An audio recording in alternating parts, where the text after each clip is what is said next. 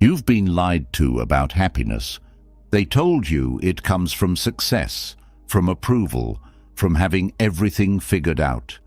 But if that were true, why do so many people who have it all still feel empty? Why do you still feel restless, anxious, stuck in a loop of overthinking, unable to truly enjoy life? The truth is, happiness isn't something you chase. It's something you build from within. And Stoic philosophy holds the blueprint. For centuries, the greatest minds in history, Marcus Aurelius, Seneca, Epictetus, unlocked the secret to peace, resilience, and true happiness, not through wishful thinking, but through unshakable mental strength, the kind that makes you calm in chaos, powerful in adversity, and untouchable by negativity. Tonight, as you listen to these lessons, something will change. Your mind will slow down. The weight on your shoulders will start to lift.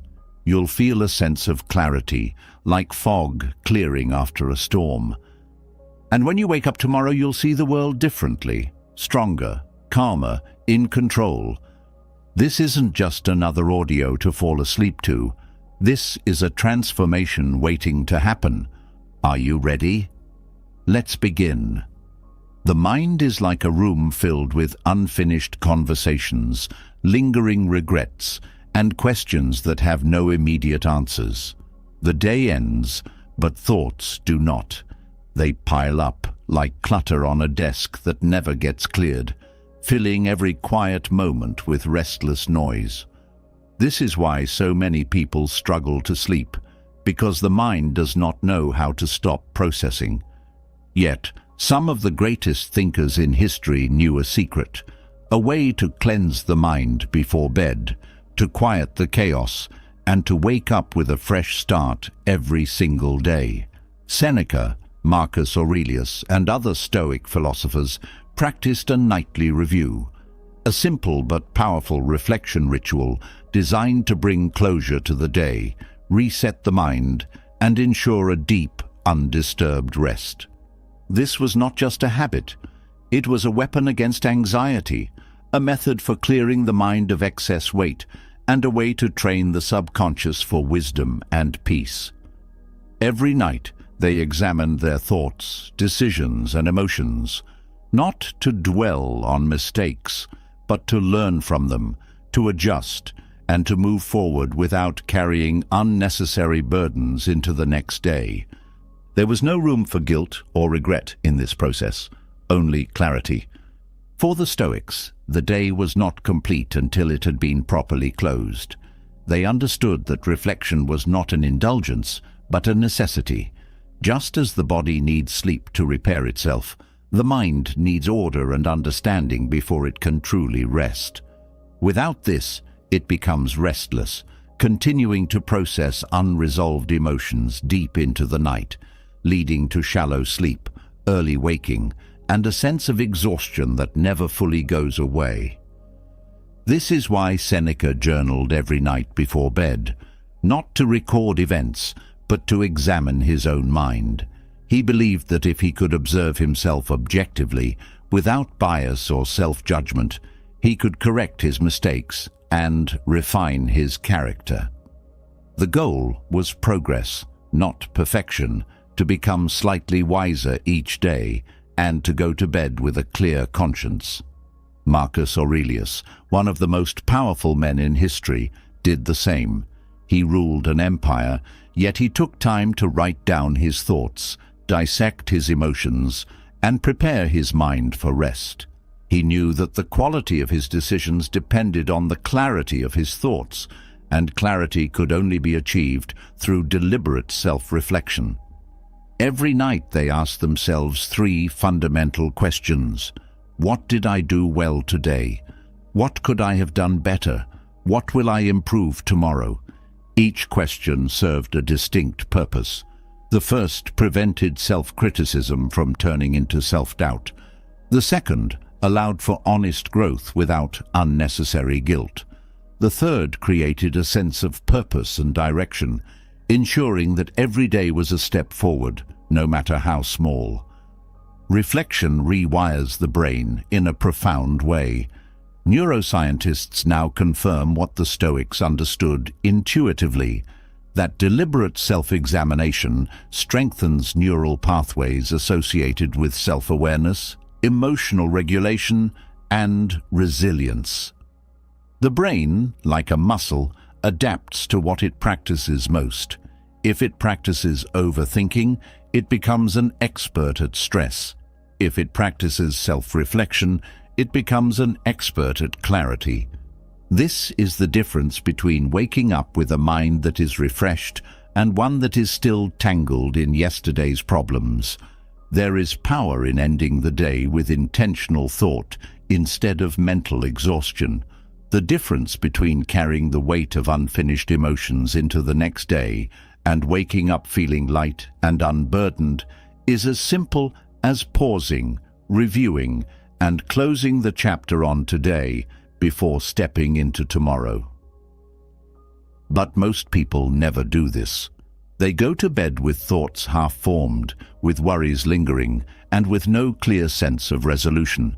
They expect sleep to fix what they have not processed. But sleep alone does not bring peace. A mind that is still open to unfinished business cannot fully rest.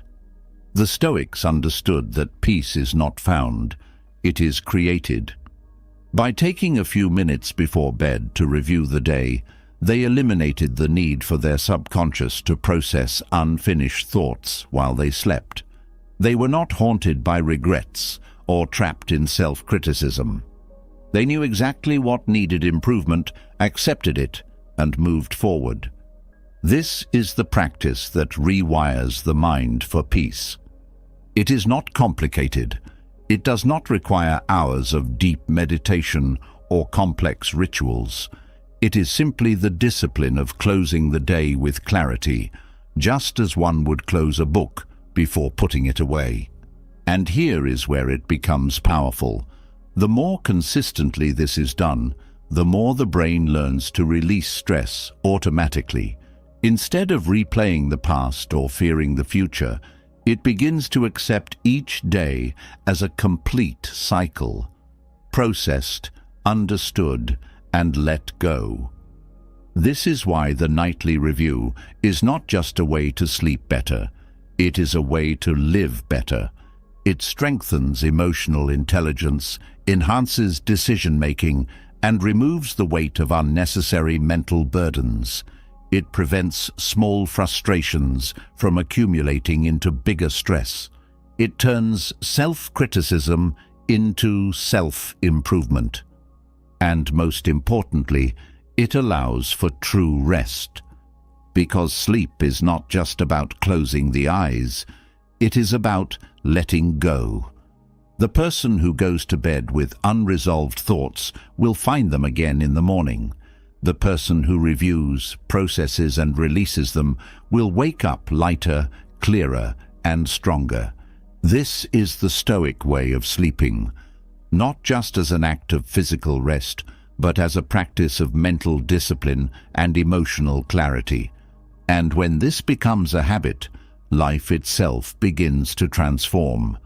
Each day becomes a step forward, not a cycle of repetition. Each mistake becomes a lesson, not a burden. Each night becomes a moment of peace, not a battlefield of thoughts. This is how the Stoics mastered sleep. This is how they mastered life. The way a person closes their day is the way they enter the next one. The Stoics understood this deeply.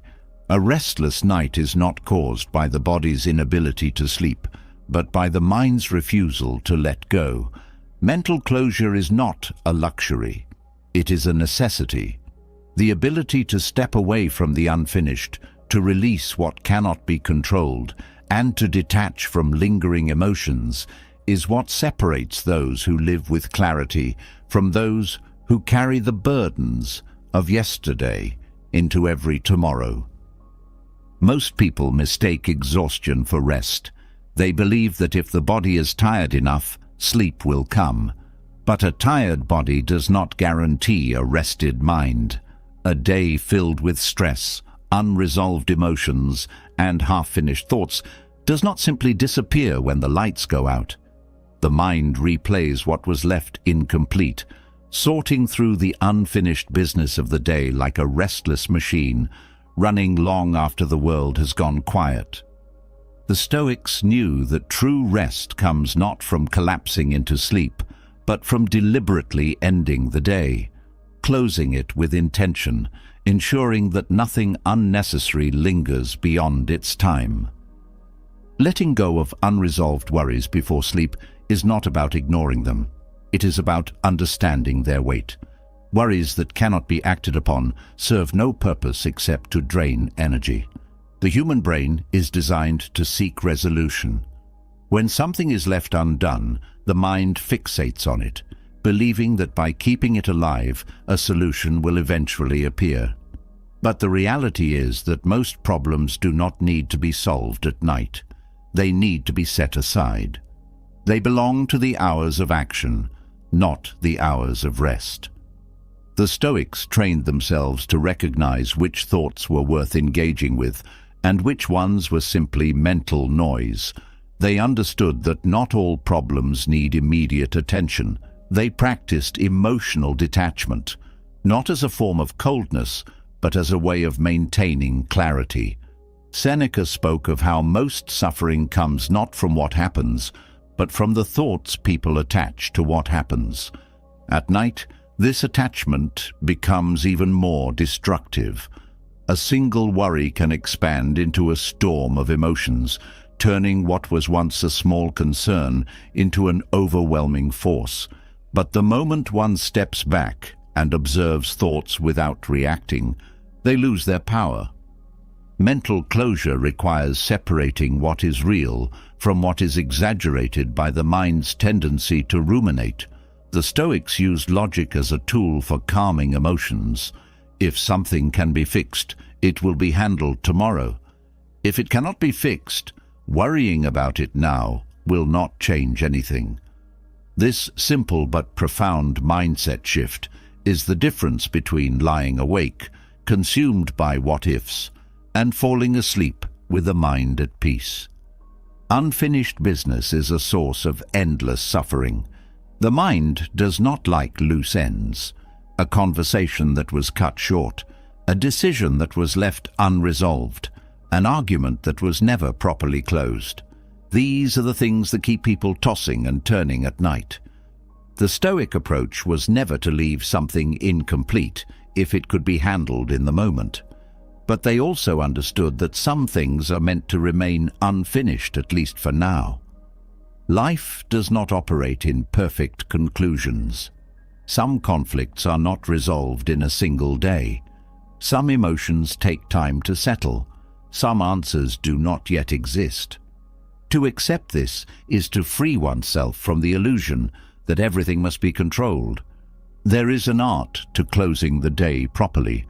The Stoics viewed it as a ritual, a moment of reflection in which the day is put in order. This does not mean replaying every event obsessively.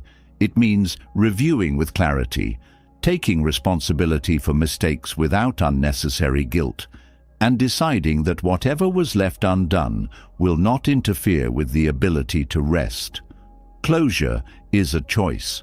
The mind does not naturally shut off. It must be trained. Emotional detachment is often misunderstood. Many believe it means feeling nothing, distancing oneself from life, or avoiding deep connections. But the Stoics saw it differently. Detachment is the ability to feel fully while remaining in control. It is not the absence of emotion, but the mastery of it. When something painful happens, the instinct is to hold on to the feeling, to let it define the moment. But the truth is, emotions are temporary by nature. The more one clings to them, the heavier they become. At night, when the world is quiet, emotions tend to amplify. Worries that seemed small during the day become enormous. Regrets resurface with greater intensity. The mind, free from distraction, turns inward, replaying events with a sense of urgency that does not belong to the present moment. The Stoics knew that the way to avoid this spiral was not by suppressing emotions, but by allowing them to pass without resistance. Instead of engaging with every thought, they observed them from a distance. Not every feeling needs to be acted upon. Not every thought needs to be followed. Techniques for emotional detachment begin with awareness.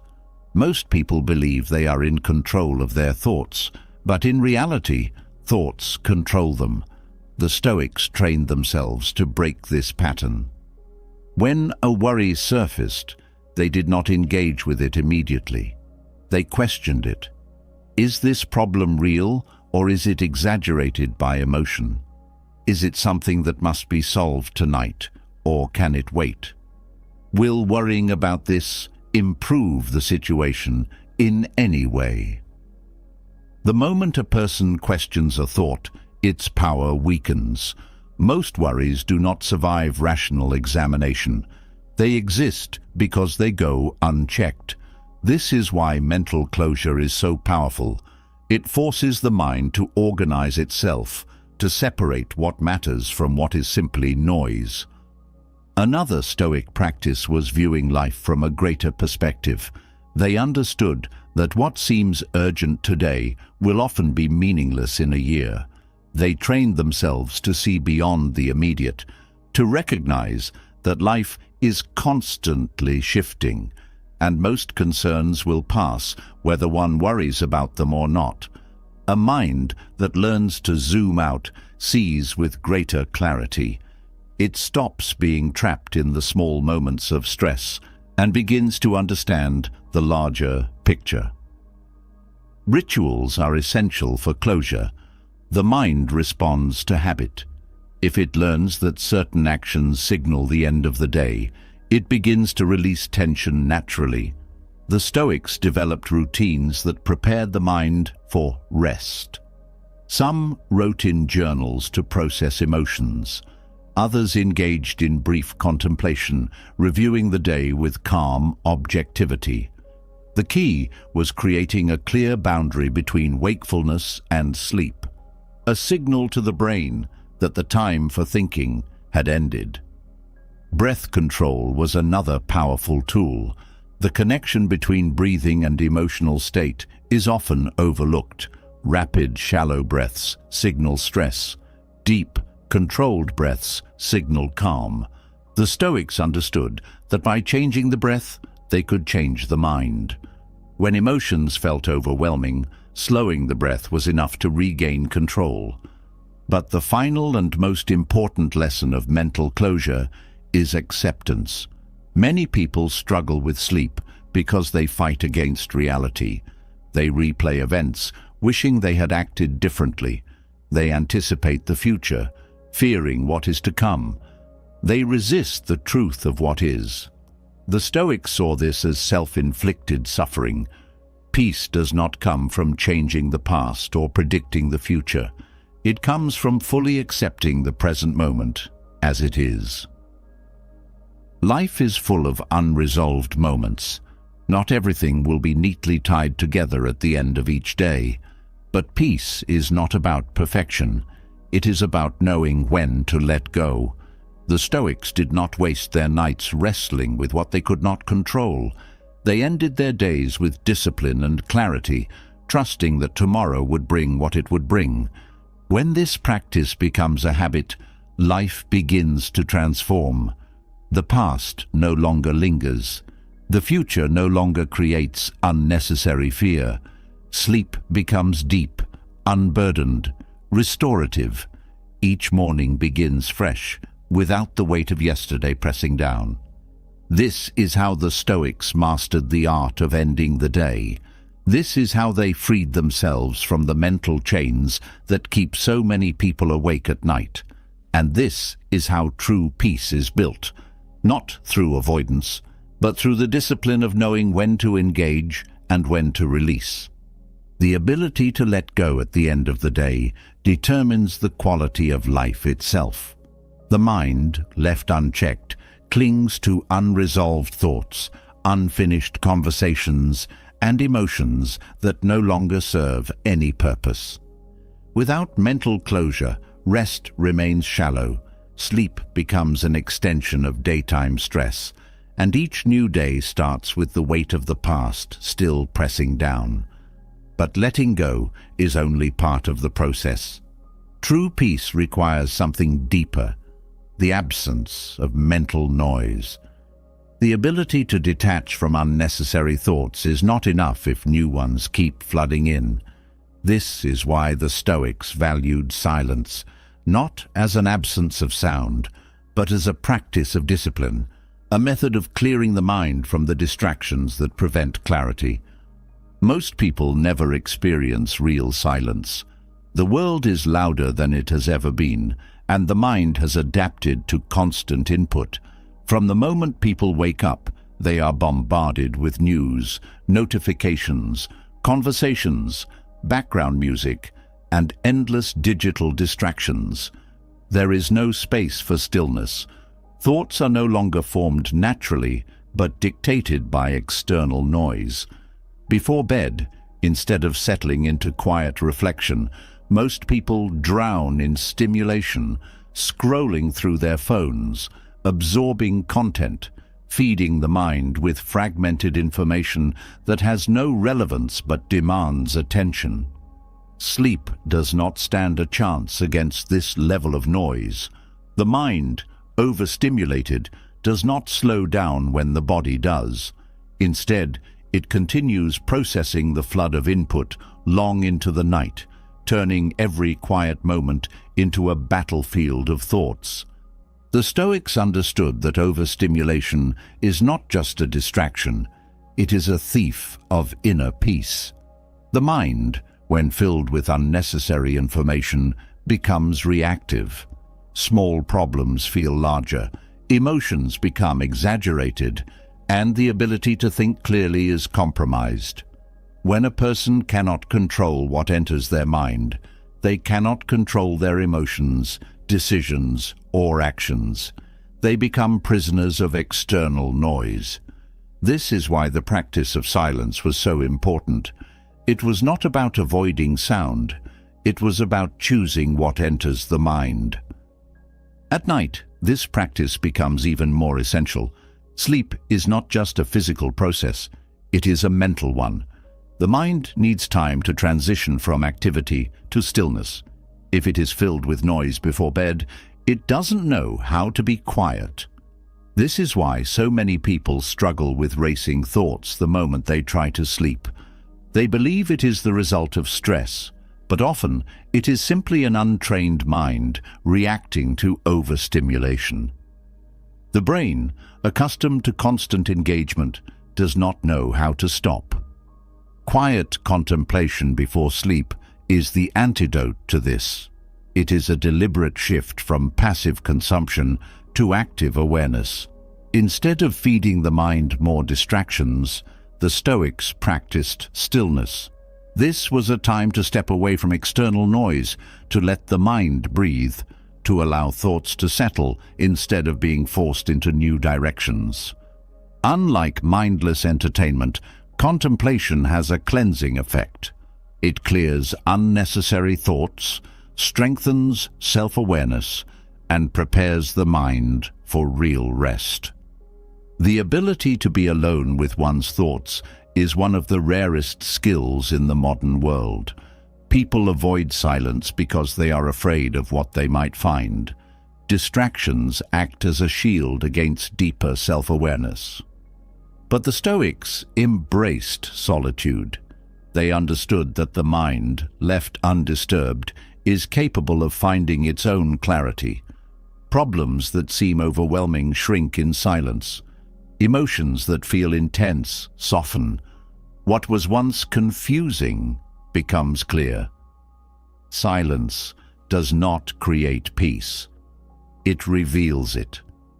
The ancient world was naturally quieter, but even then, the Stoics sought moments of intentional solitude. Marcus Aurelius, despite being emperor, valued time alone. He would retreat into silence, away from the demands of power to reflect without interruption. Seneca wrote about the dangers of excessive noise, not just external sound, but the noise created by constant mental chatter. They both knew that true clarity requires space. A crowded mind has no room for wisdom. In the modern world, silence is a rare luxury, but it is more necessary than ever. The mind, flooded with information, loses its ability to filter what matters from what does not. It jumps from one thought to another, never settling, never resting. This is why people feel exhausted even after doing nothing. Their minds have been working overtime, absorbing everything, processing everything, but never coming to any real conclusions. They do not need more sleep. They need more stillness. Most people think relaxation is about adding something, listening to music, watching a show, distracting the mind. But true relaxation comes from removing what is unnecessary. Silence is not empty. It is full of clarity, space, and understanding. When the mind is no longer distracted by useless input, it finds natural peace. This is why the Stoics saw silence as a source of power, not a lack of engagement. A quiet mind is not a passive mind. It is a trained one. It does not react to every external influence. It chooses its focus. There is a reason why great thinkers, leaders, and philosophers all valued solitude. Ideas do not come from noise. Wisdom does not emerge from distraction. Clarity is only possible in stillness. The ability to sit in silence before bed is one of the most powerful practices a person can develop. It strengthens discipline, improves decision-making, and allows the mind to reset without external interference. But silence is not just about avoiding distractions. It is about learning to be comfortable in stillness. Many people fear silence because it forces them to face themselves. They distract themselves to avoid discomfort. But discomfort is not the enemy. It is the doorway to growth. The Stoics knew that what is avoided does not disappear. It waits. By embracing silence, by allowing the mind to settle without interference, a person builds mental resilience. This is why the greatest thinkers in history all valued time alone. They knew that wisdom is not found in constant activity, but in deliberate stillness. The modern world teaches that productivity is measured by how much one does. The Stoics measured it by how well one thinks, and thinking requires silence. Before bed, the mind must transition from consumption to reflection. If the last moments of the day are spent absorbing random information, the mind carries it into sleep. If those moments are spent in stillness, the mind learns to let go. The choice is simple: a restless night or a clear one, a mind filled with noise or a mind that is trained to rest. This is why the Stoics valued silence as a practice, not an accident. It was not something that happened by chance. It was something they created. They knew that in a world full of distractions, silence is not the absence of sound. It is the presence of clarity. Stillness is not the absence of thought, but the presence of clarity. The more the mind is bombarded with noise, the more it becomes reactive, incapable of distinguishing between what is essential and what is merely distraction. True rest is found not in the absence of external sound, but in the discipline of inner silence. The Stoics understood that clearing the mind before sleep was not enough. The next step was preparing it. A mind that is trained to think deeply, to process reality without fear, and to embrace all possibilities without resistance, is a mind that does not break under pressure. Most people go to bed hoping for comfort. They push away unpleasant thoughts, avoid difficult emotions, and seek refuge in distractions. But avoidance is not peace. What is suppressed does not disappear. It waits. It lingers in the background, shaping thoughts, emotions, and reactions in ways that remain unnoticed until stress becomes unbearable. The Stoics did not seek comfort at the expense of truth. They practiced something that most people would consider strange, even disturbing. Instead of avoiding uncomfortable thoughts, they deliberately confronted them. They visualized loss, misfortune, and hardship, not to invite suffering, but to become resilient against it. Negative visualization was not a form of pessimism, but an act of mental preparation. A person who has already considered the worst possible outcome is no longer controlled by fear. If they have rehearsed loss in their mind, they do not break when life takes something away. If they have accepted the possibility of failure, they do not collapse under pressure. This practice rewires the brain, reducing anxiety instead of increasing it. The mind, when left unchecked, creates unrealistic expectations. It assumes that comfort will last, that loved ones will always be there, that success will be permanent. This illusion makes even the smallest disruptions feel unbearable. But when a person trains themselves to consider loss before it happens, they do not experience the same shock when life inevitably brings change. This practice is deeply misunderstood. Many believe that thinking about misfortune creates unnecessary fear, but the opposite is true. It is the avoidance of reality that makes people fragile. Those who refuse to consider loss live in denial, and when it arrives, they are completely unprepared. The Stoics understood that everything in life is temporary: health, relationships, material possessions, status, even life itself. Nothing is owned, only borrowed. Those who cling to what they love as if it is permanent live in constant fear of losing it. But those who accept its impermanence experience deeper appreciation and greater resilience. Imagining loss does not mean wishing for it. It is not a practice of inviting negativity, but of making peace with reality. A person who has trained themselves to accept that misfortune can happen at any moment stops taking things for granted. They wake up with gratitude, not entitlement. They cherish their relationships instead of assuming they will always be there. They appreciate the simple moments in life instead of rushing through them mindlessly. Negative visualization does not remove joy. It enhances it. Most people assume that gratitude comes naturally, but it does not. The mind adapts quickly to comfort. What was once exciting becomes ordinary. A person who gets what they want quickly forgets what it was like to be without it. This is why wealth, success, and security do not guarantee happiness. A person who never considers loss becomes numb to what they have. The Stoics reversed this. They reminded themselves daily of how fragile life is, how easily everything could change, how nothing is promised. This did not make them fearful, it made them deeply appreciative. This is why negative visualization is not a depressing exercise, but an empowering one.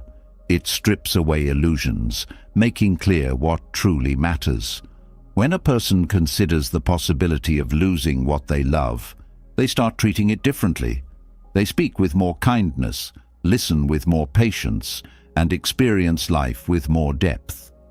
A person who has meditated on the temporary nature of life does not waste time on meaningless arguments, petty frustrations, or chasing things that bring no real fulfillment. The ability to handle worst-case scenarios calmly is a skill that is developed, not something a person is born with. Those who panic in times of crisis do so because they have never mentally prepared for hardship. Their expectations were set on comfort, so when discomfort arrives, they do not know how to process it. But those who have trained themselves to accept misfortune before it happens react differently. They are not immune to pain, but they are not controlled by it. They do not resist reality, and because of that, they move through it with strength instead of despair. The Stoics understood that most suffering does not come from events themselves, but from the way the mind reacts to them. When a person refuses to accept loss, it becomes unbearable. When they expect life to be free of hardship, every difficulty feels like an injustice. But when the mind is trained to see adversity as part of life, there is no need for panic. There is only preparation. A person who has already visualized failure does not waste energy on shock when it happens. They move directly to action. They adjust, they adapt, they endure. Training the mind in this way requires consistency. Negative visualization is not something to be done once and then forgotten. It is a daily practice, a reminder that nothing is guaranteed, that everything is borrowed, that the only thing within control is the way one responds to life. This is why the Stoics rehearsed misfortune in their minds, not to dwell in negativity, but to remove its power. A person who expects hardship and meets it with calmness remains unshaken.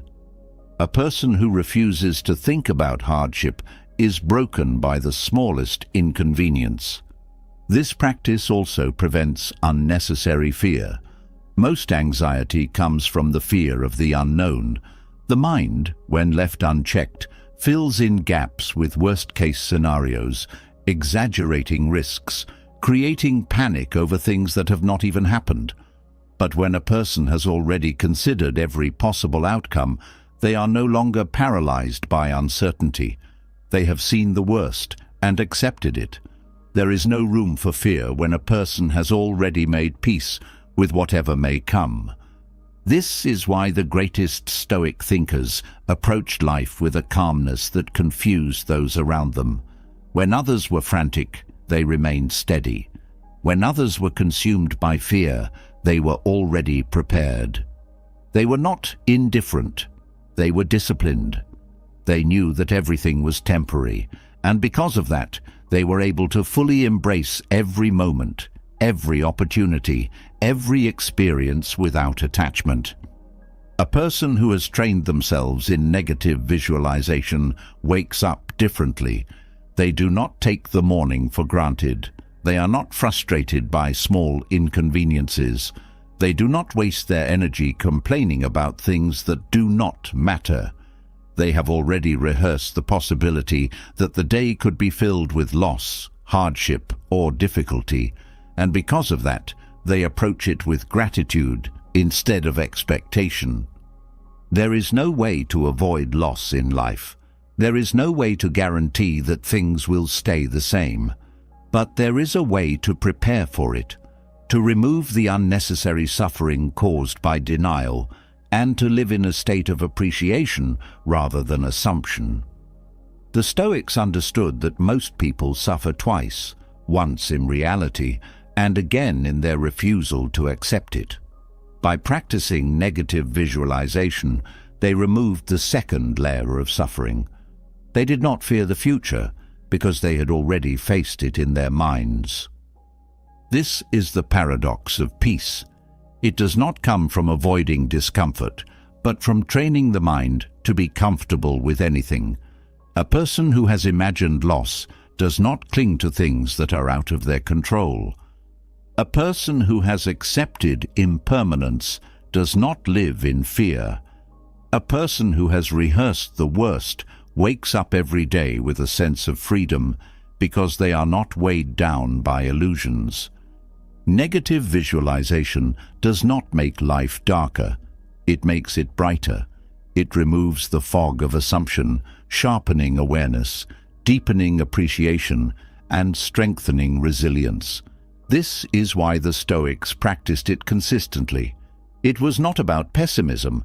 It was about freedom from fear, gratitude for what exists, and the ability to move through life with unwavering calmness. Fear loses its grip when confronted directly. The mind, when trained to anticipate loss, no longer breaks under its weight. Negative visualization is not about inviting suffering, but about creating strength before it is needed. The person who has already faced discomfort in their thoughts does not panic when life demands resilience. But there is another level of preparation, one that moves beyond accepting what may happen and into actively predicting and solving problems before they arise.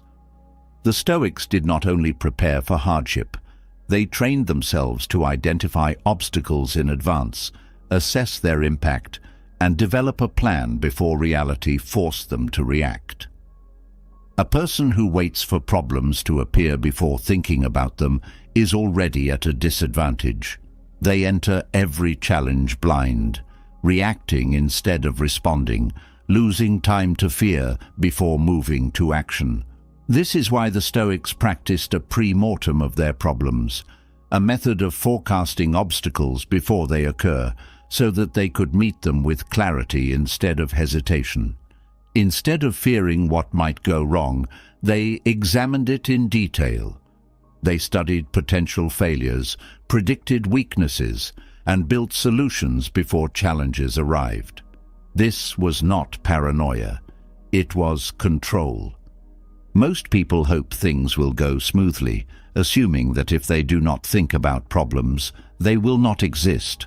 But life does not reward those who avoid difficulty. It rewards those who are prepared for it. The Stoics understood that it is not the presence of obstacles that causes suffering, but the shock of encountering them unprepared. A person who foresees struggle does not feel betrayed by life when it appears. They do not waste energy wishing things were different. They are already mentally equipped to handle what comes. Before bed, the mind naturally replays unfinished thoughts. It runs through the events of the day, sorts through decisions, and lingers on what remains unresolved. But most people let this process happen passively. They do not guide it. They do not direct it. They do not use it as a tool for growth. Instead of allowing the subconscious to replay worries aimlessly, the Stoics used the night as a time for strategy. They asked themselves, what problems might arise tomorrow? What challenges might block progress? Where might I fail? By addressing these questions in advance, they placed themselves in a position of control. When the morning came, they were not reacting to unexpected difficulties. They were executing a plan they had already considered. Their subconscious had been working on solutions overnight, processing possibilities, filtering unnecessary fears, and focusing energy on what could actually be done. This practice transformed uncertainty into confidence. It replaced hesitation with calm, deliberate action. The subconscious mind does not sleep the way the body does. It continues working, sorting through information, making connections, and finding solutions in the background. This is why people often wake up with sudden realizations, why clarity emerges after rest, why problems that felt overwhelming at night seem smaller in the morning. But for most, this process happens by accident. The Stoics made it intentional. Instead of going to bed with vague worries, they fed their mind specific problems to solve. They framed their concerns as challenges, not threats, and trusted their subconscious to refine answers while they slept. This is why structured reflection before bed is powerful. It is not just about clearing the mind. It is about training it to work for you while you rest. When the brain is directed toward a specific task, it continues processing that task, even in sleep. But if it is left to wander, it wastes energy on unnecessary fears, recycling stress without progress. The Stoics understood that the way the mind is directed before sleep determines the quality of thinking that follows in the morning. A person who goes to bed with uncertainty wakes up with doubt.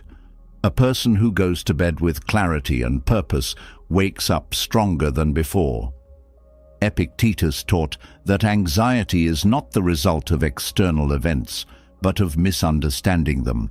Fear is created by assumptions, by exaggerations, by the mind's tendency to catastrophize what it does not fully examine.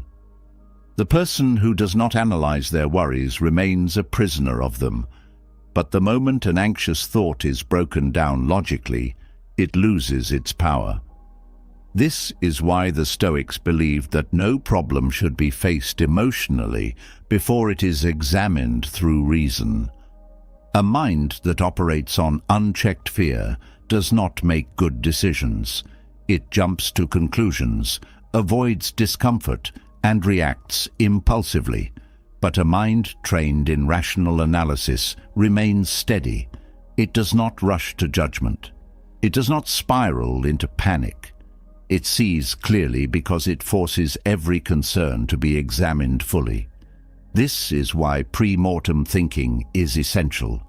Instead of letting anxiety shape perception, it forces perception to be shaped by truth. Most fears, when analyzed, are far smaller than they first appear. They exist because they have never been challenged.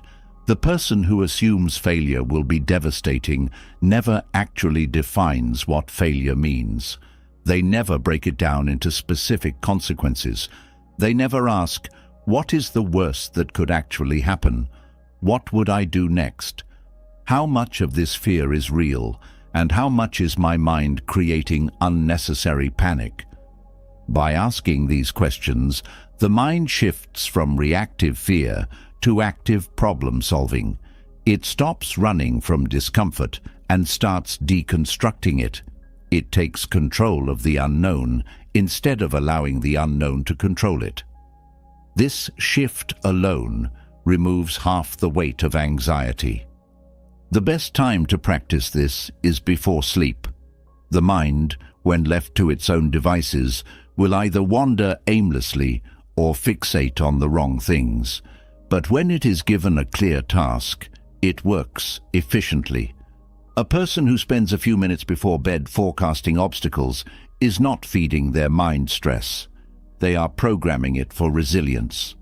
Instead of waking up with a vague sense of unease, they wake up with a sense of direction. Their subconscious has already sorted through the difficulties, filtered out unnecessary fears, and prepared solutions before they even open their eyes. Most people live reactively. They respond to problems only after they happen. They wait until stress is unavoidable before addressing it. But the Stoics understood that life rewards those who anticipate difficulty, not those who ignore it. They trained themselves to think ahead, not out of fear, but out of wisdom. They removed anxiety by replacing it with strategy. The person who has already considered their challenges does not waste time being surprised by them. They do not waste energy on panic. They move forward with a mind that has already rehearsed the battle. This is why pre-mortem thinking is so powerful. It does not just prepare the mind, it strengthens it. It conditions the brain to expect difficulty, analyze it logically, and move through it without hesitation. A person who practices this consistently begins to think differently. They stop fearing struggle because they have already faced it in their mind. They stop feeling overwhelmed because they have already dissected their fears into manageable parts. They no longer wake up uncertain. They wake up knowing that no matter what the day brings, they have already prepared for it. This is how the Stoics built unshakable mental resilience. They did not leave their reactions to chance.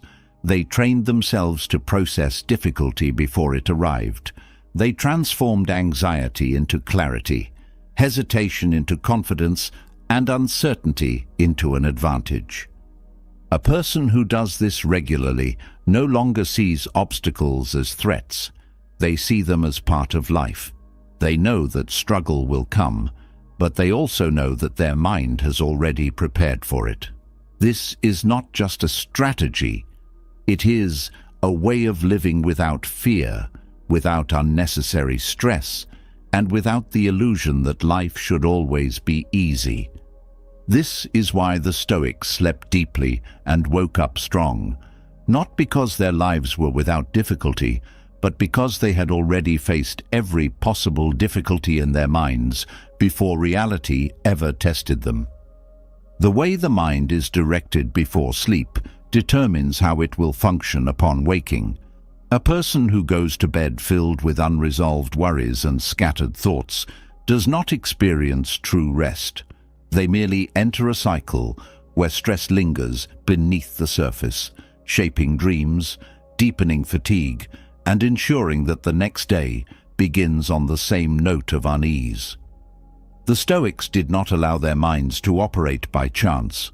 They trained their thoughts with precision, understanding that the final moments before sleep were not just a passive transition, but a critical opportunity to program the subconscious for clarity, resilience, and peace.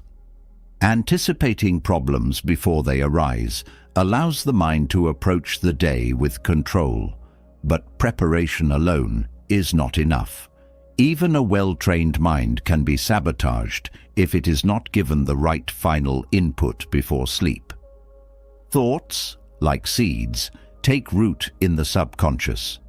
What is planted before sleep continues to grow throughout the night. A person who drifts off with frustration, regret, or anxiety unknowingly feeds these emotions, reinforcing negative thought patterns that will carry over into the next day. The Stoics understood that mental conditioning does not stop when the eyes close. The subconscious absorbs whatever dominates attention before sleep, strengthening those ideas and making them the foundation of the following day's mindset. Marcus Aurelius believed that thoughts determine happiness. The mind is not shaped by external events, but by how those events are perceived. If left undirected, it will absorb whatever emotional residue remains from the day, unfiltered, unchallenged, and unchecked. The final thoughts before sleep become the subconscious blueprint. This is why what one thinks about last matters more than anything else. The Stoics trained themselves to direct these thoughts deliberately, choosing not to let their minds be ruled by random emotions or distractions, but by principles that would lead to a stronger, clearer, and more peaceful state of being. A restless mind does not happen by accident. It is a result of allowing thoughts to remain undisciplined. Just as the body needs intentional relaxation before sleep, the mind requires deliberate conditioning. The world does not slow down when night falls. Information continues to flood in, emotions linger, and thoughts remain entangled in the events of the day. Without a clear process to transition into stillness, the subconscious does not receive a signal to let go. This is why many people wake up already feeling drained, because their minds never truly rested. They carried yesterday's mental weight into today, unaware that it was entirely within their control to prevent it. Training the mind to enter sleep with calmness is not about avoiding difficult thoughts. It is about choosing what the subconscious will work on overnight. The Stoics knew that the mind does not stop processing during sleep. It continues sorting through emotions, reinforcing ideas, and preparing the psyche for the next day. This means that whatever dominates the last few minutes before sleep is what the mind will amplify. The person who falls asleep dwelling on stress does not simply leave it behind. They wake up more anxious.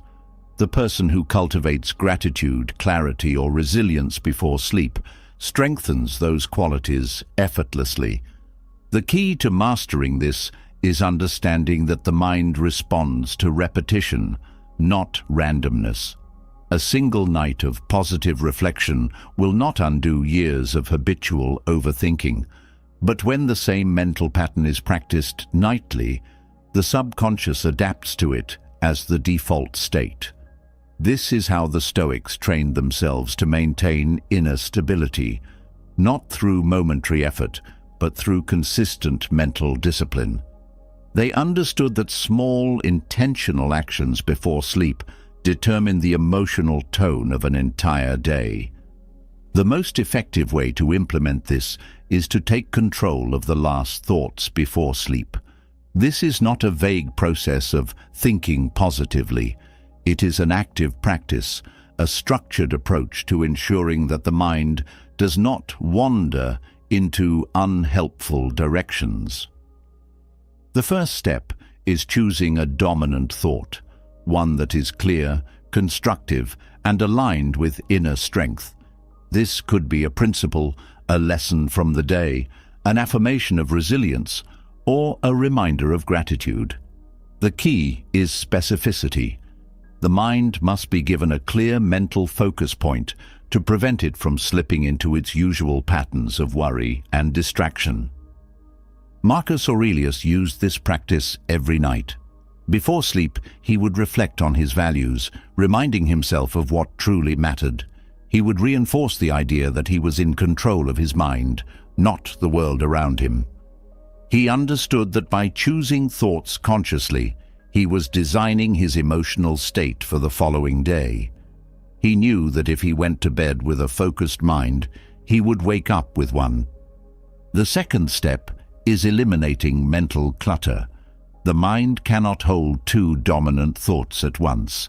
If it is focused on what is essential, there is no room for unnecessary worries. Instead of trying to empty the mind, the Stoics replaced distractions with purpose. They understood that attempting to suppress thoughts only strengthens them.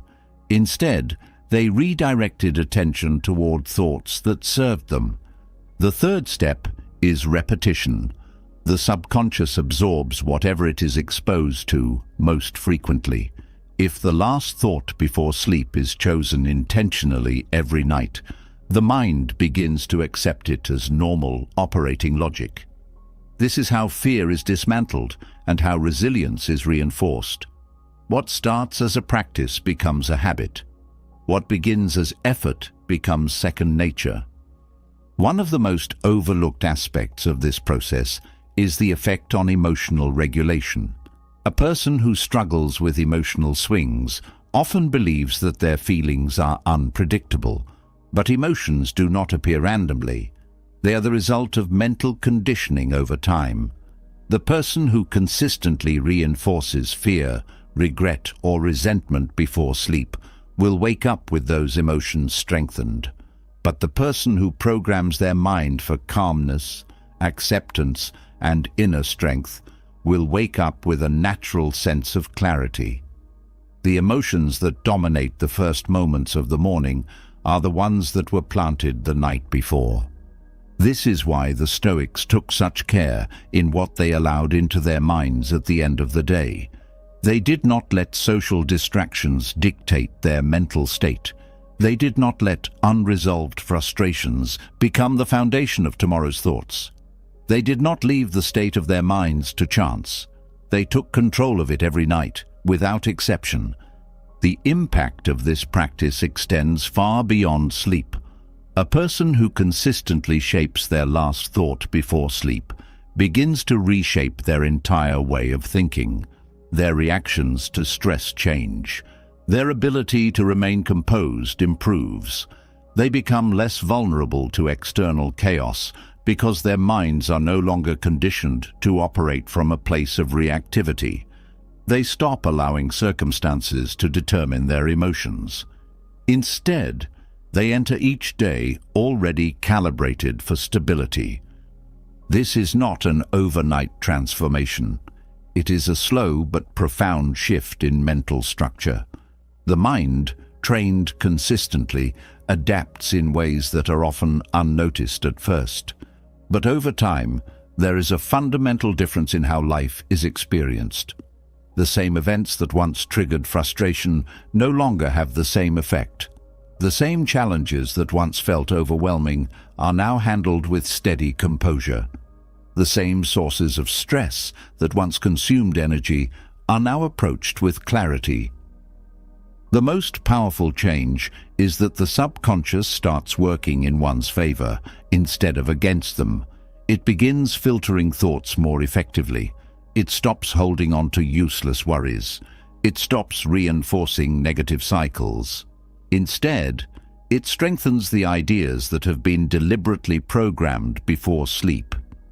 The person who once struggled with emotional instability now experiences natural, effortless calm, not because their circumstances changed, but because their mind has been trained to process reality differently. This is the power of the last thought before sleep. It is not a small detail. It is a tool that determines whether a person drifts through life as a prisoner of their own subconscious programming or as someone who has trained their mind to work for them instead of against them. The Stoics understood that life does not grant control over external events, but it does offer control over the way the mind processes those events. This is why they treated the moments before sleep as sacred, as an opportunity to reinforce strength, stability, and wisdom. They knew that what they chose to think about in the final moments of wakefulness would shape the quality of their consciousness the next day. A person who understands this no longer wastes those moments. They no longer fall asleep in distraction. They no longer surrender their mind to randomness. They take control just as the Stoics did, knowing that by mastering the last thought before sleep, they are mastering the way they will live. The final thought before sleep is not just a momentary reflection. It is a seed planted deep into the subconscious, shaping perception, emotions, and the way the next day unfolds. The Stoics understood that this process is not just about calming the mind. It is about aligning the mind with reality. But what is reality if not the awareness of life's impermanence? A thought that many resist, but those who embrace it find a depth of peace and gratitude that cannot be shaken. If the way the mind is directed before sleep determines the quality of rest and clarity, then there is no greater clarity than recognizing that this night could be the last.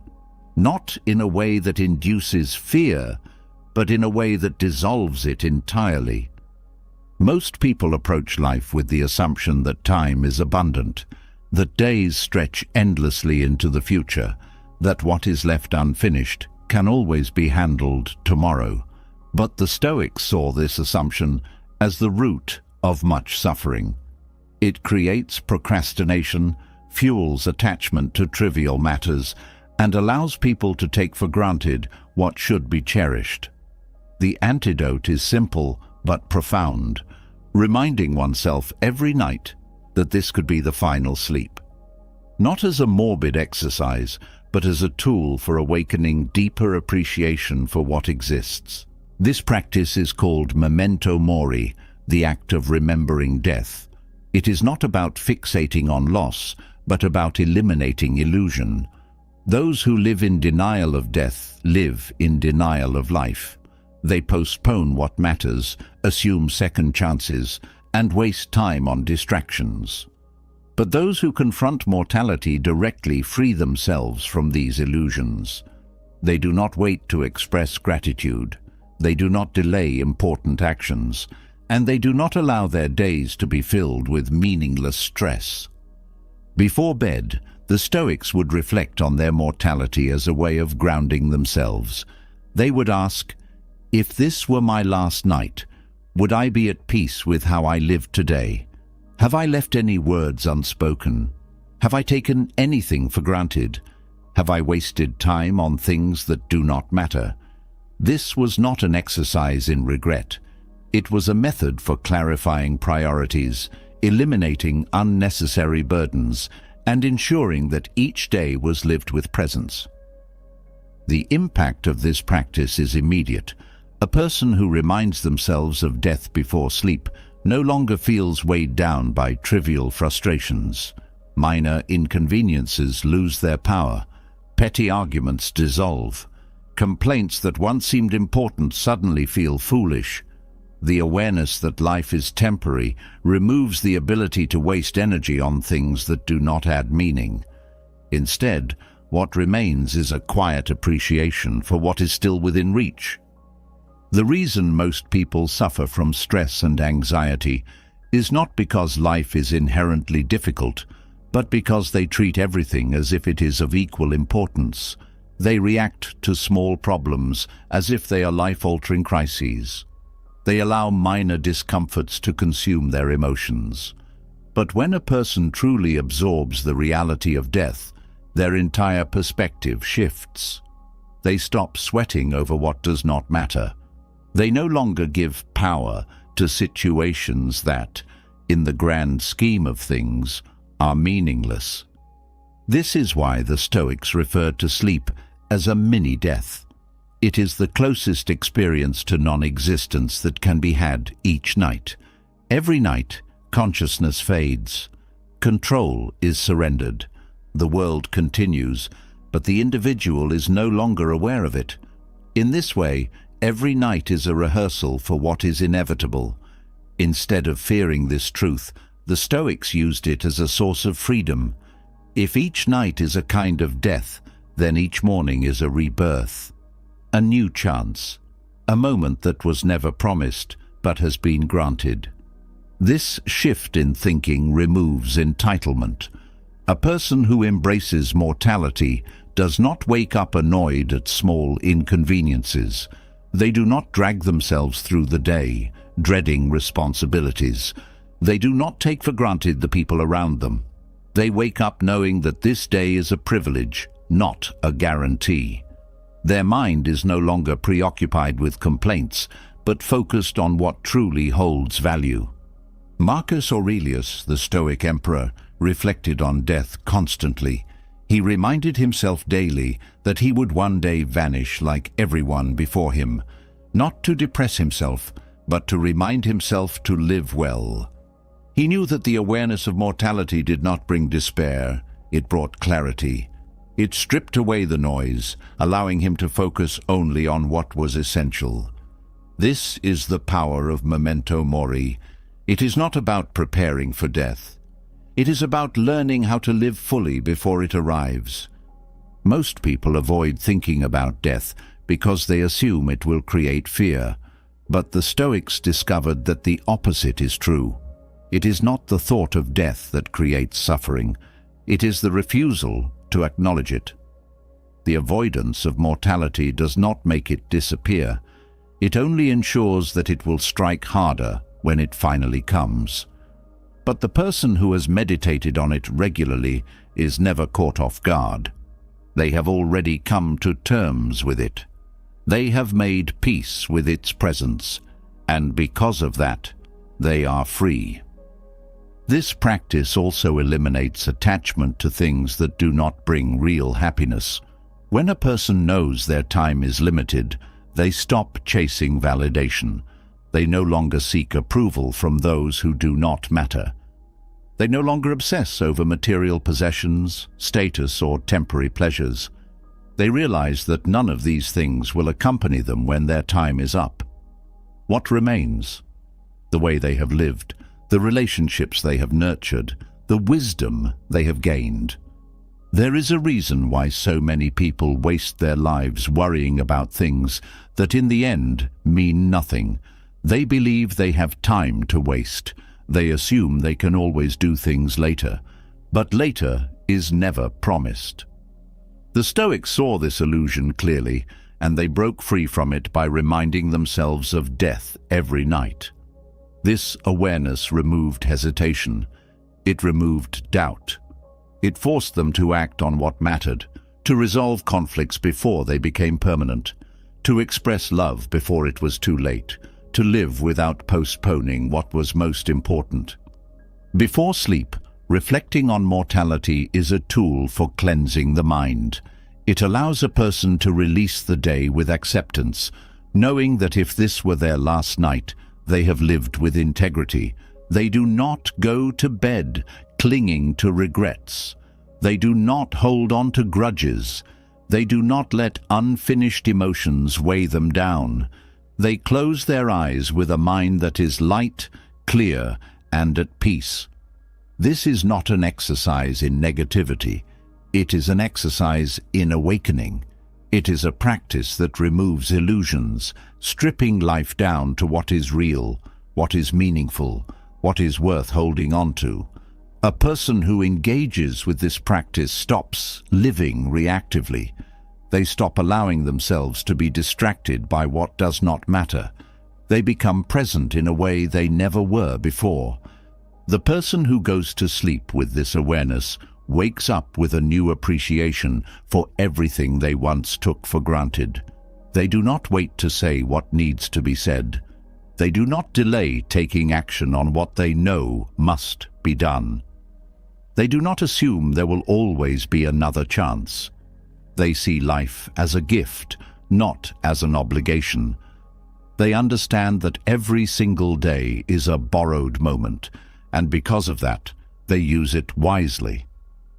This shift in thinking transforms existence. Stress is reduced because what once seemed overwhelming is now seen as insignificant. Anger is lessened because conflicts are recognized as fleeting. Complaints fade because the simple privilege of being alive is no longer ignored.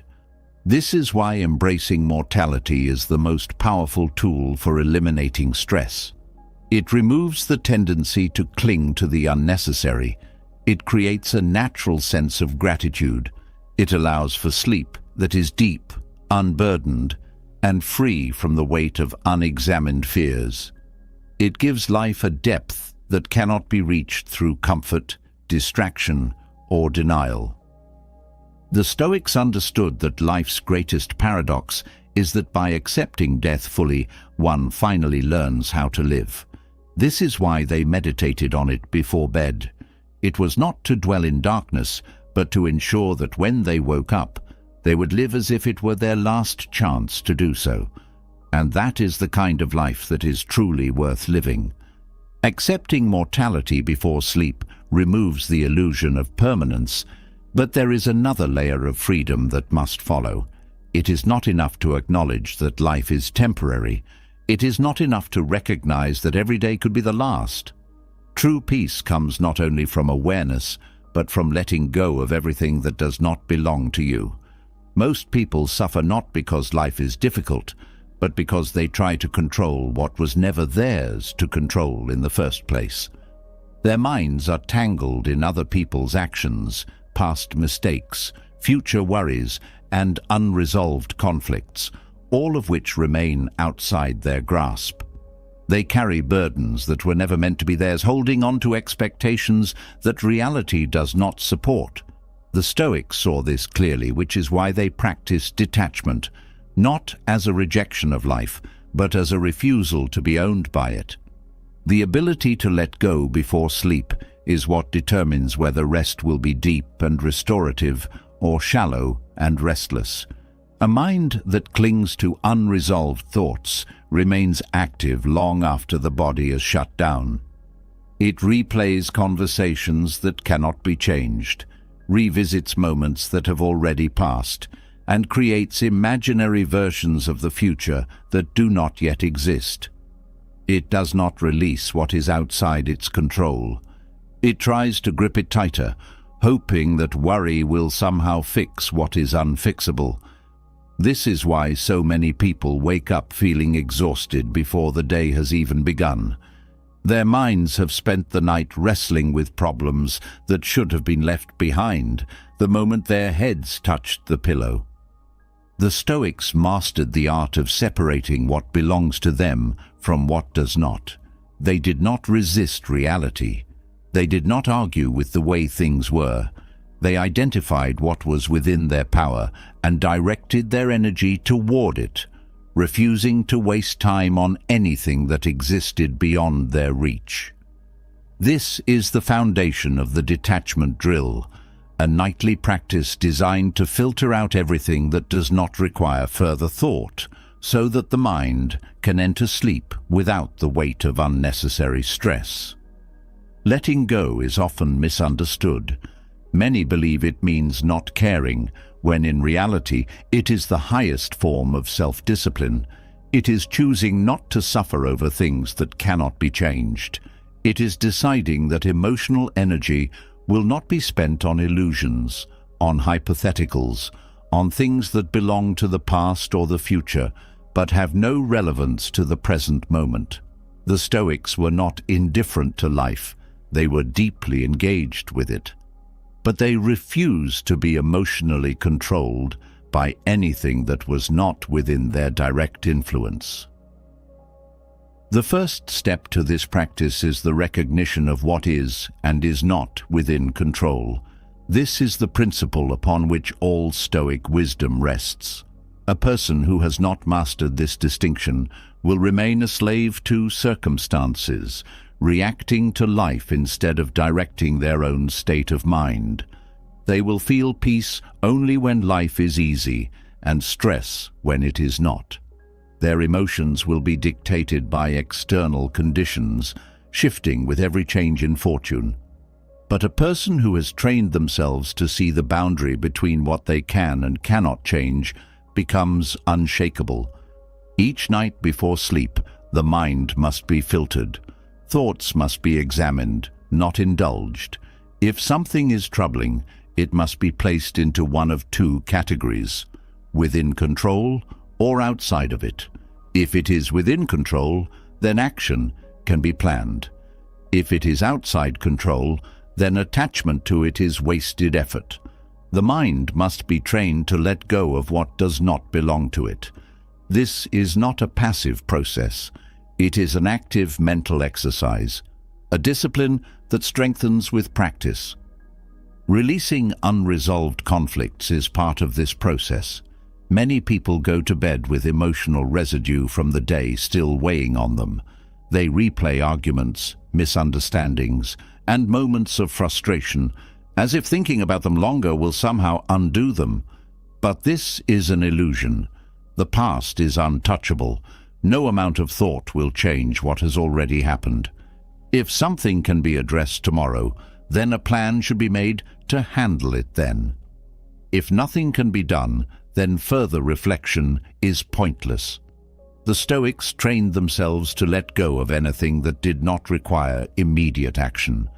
They understood that rumination is not resolution. Thinking about a problem repeatedly does not solve it. It only strengthens its hold on the mind. The ability to detach before sleep is also a form of mental hygiene. Just as the body is cleansed before bed, the mind must also be cleared. Most people carry emotional and psychological clutter without realizing it. They don't recognize how much weight they are holding until it exhausts them. Their minds are full of unresolved concerns, lingering doubts, and unnecessary attachments, all of which prevent true rest. The Stoics understood that rest is not just the absence of activity, it is the absence of unnecessary burden. A person who has not trained themselves to mentally release stress will never know what real relaxation feels like. They may fall asleep, but they will not experience the full depth of what sleep is meant to provide. Emotional detachment is not coldness. It is not apathy. It is the ability to feel fully while remaining unshaken by external events. It is engaging with life completely while refusing to be controlled by anything beyond personal influence. It is not about avoiding emotions, but about directing them wisely. A person who reacts to every problem with deep emotional investment burns themselves out quickly. They deplete their energy on things that do not require their attention. They hold on to pain longer than necessary. They replay moments that should be left behind. This is wasted effort. The Stoics knew that emotions, like thoughts, must be filtered. What is useful should be kept. What is not should be released. To build resilience, this practice must be done daily. Letting go is not something that happens once. It is a discipline, a habit, a muscle that must be strengthened through repetition. The more frequently the mind is trained to release what does not serve it, the more naturally this detachment occurs. It becomes second nature. A person who once struggled with anxiety over things outside their control now finds they no longer react the same way. What once felt unbearable now seems small. What once caused distress now barely registers.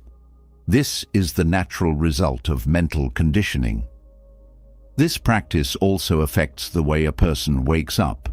If sleep is entered with unresolved tension, that tension will be carried into the next day. The first thoughts upon waking will be the same thoughts that lingered before sleep. But if the mind has been cleared, freed, and detached, then the next morning is entered with a sense of lightness, not burden. The energy that would have been spent carrying old stress is now available for clarity, purpose, and focus. The deeper benefit of this practice is that it rewires the brain's response to stress.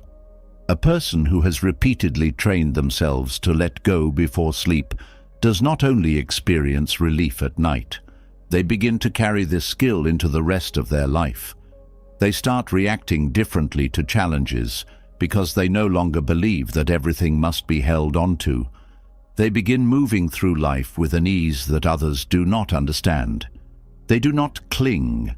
They do not grip what does not belong to them.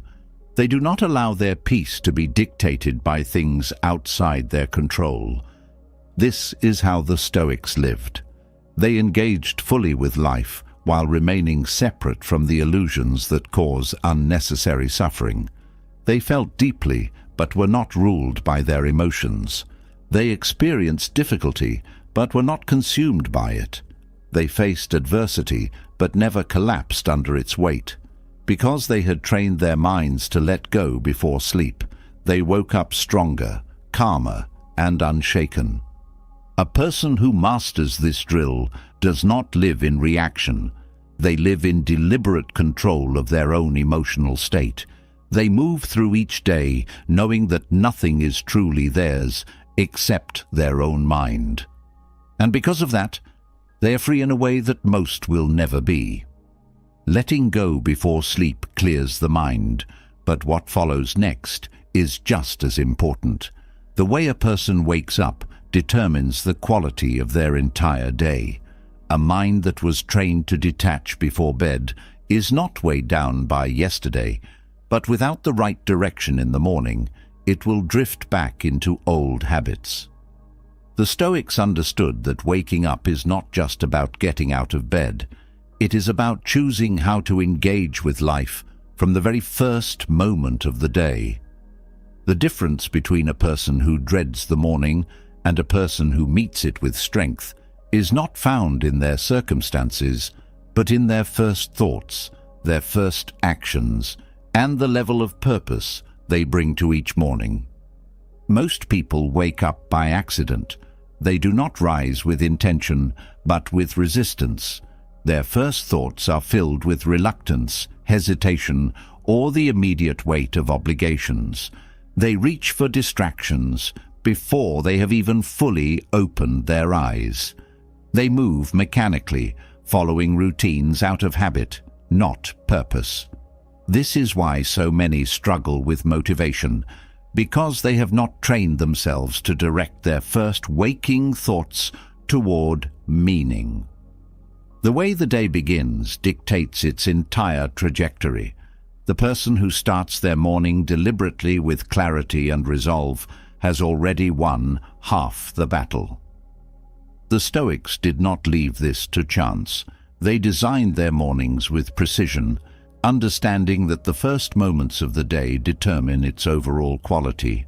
They saw each morning as an opportunity to reorient the mind, to set the foundation for the choices, emotions, and reactions that would follow. This is why Marcus Aurelius, one of the greatest Stoic philosophers, practiced a morning meditation that reminded him of his duty, his purpose, and the mindset required to navigate the day with strength. Most people assume that happiness is something that comes later, after goals have been achieved, after external conditions improve, after life has granted them the right circumstances. But the Stoics saw happiness differently. It was not something to be found, but something to be practiced.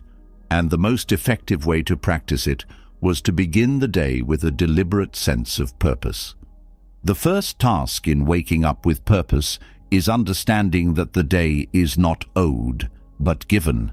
There is no guarantee of another morning. To open one's eyes is already a gift. The person who understands this wakes up differently. They do not delay gratitude. They do not start the day in frustration. They do not treat the morning as something to be endured, but as something to be used. Every day that begins is another chance to live with meaning, to move forward, to refine the mind, to strengthen the body, to make progress in what matters most. A mind that is trained to see the morning as an opportunity instead of an obligation does not struggle with motivation. It does not resist waking up. It does not waste time searching for reasons to start. It already understands that to be alive is reason enough. This is why a sense of duty eliminates morning anxiety. A person who wakes up without clear direction wastes time deciding what to do, hesitating, overthinking, or waiting for motivation to arrive. But the Stoics removed this uncertainty. They began the day knowing exactly what needed to be done, and because of that, they did not feel the weight of hesitation. Duty is often misunderstood. Many assume it is about obligation, about doing what must be done regardless of personal desire. But the Stoics saw duty as something far deeper and more fulfilling. It was not about external requirements, but about inner alignment. It was the recognition that there is work to be done, and to do it is to live fully. Marcus Aurelius, upon waking, reminded himself that he did not exist to lie in bed, to seek comfort, or to avoid challenge.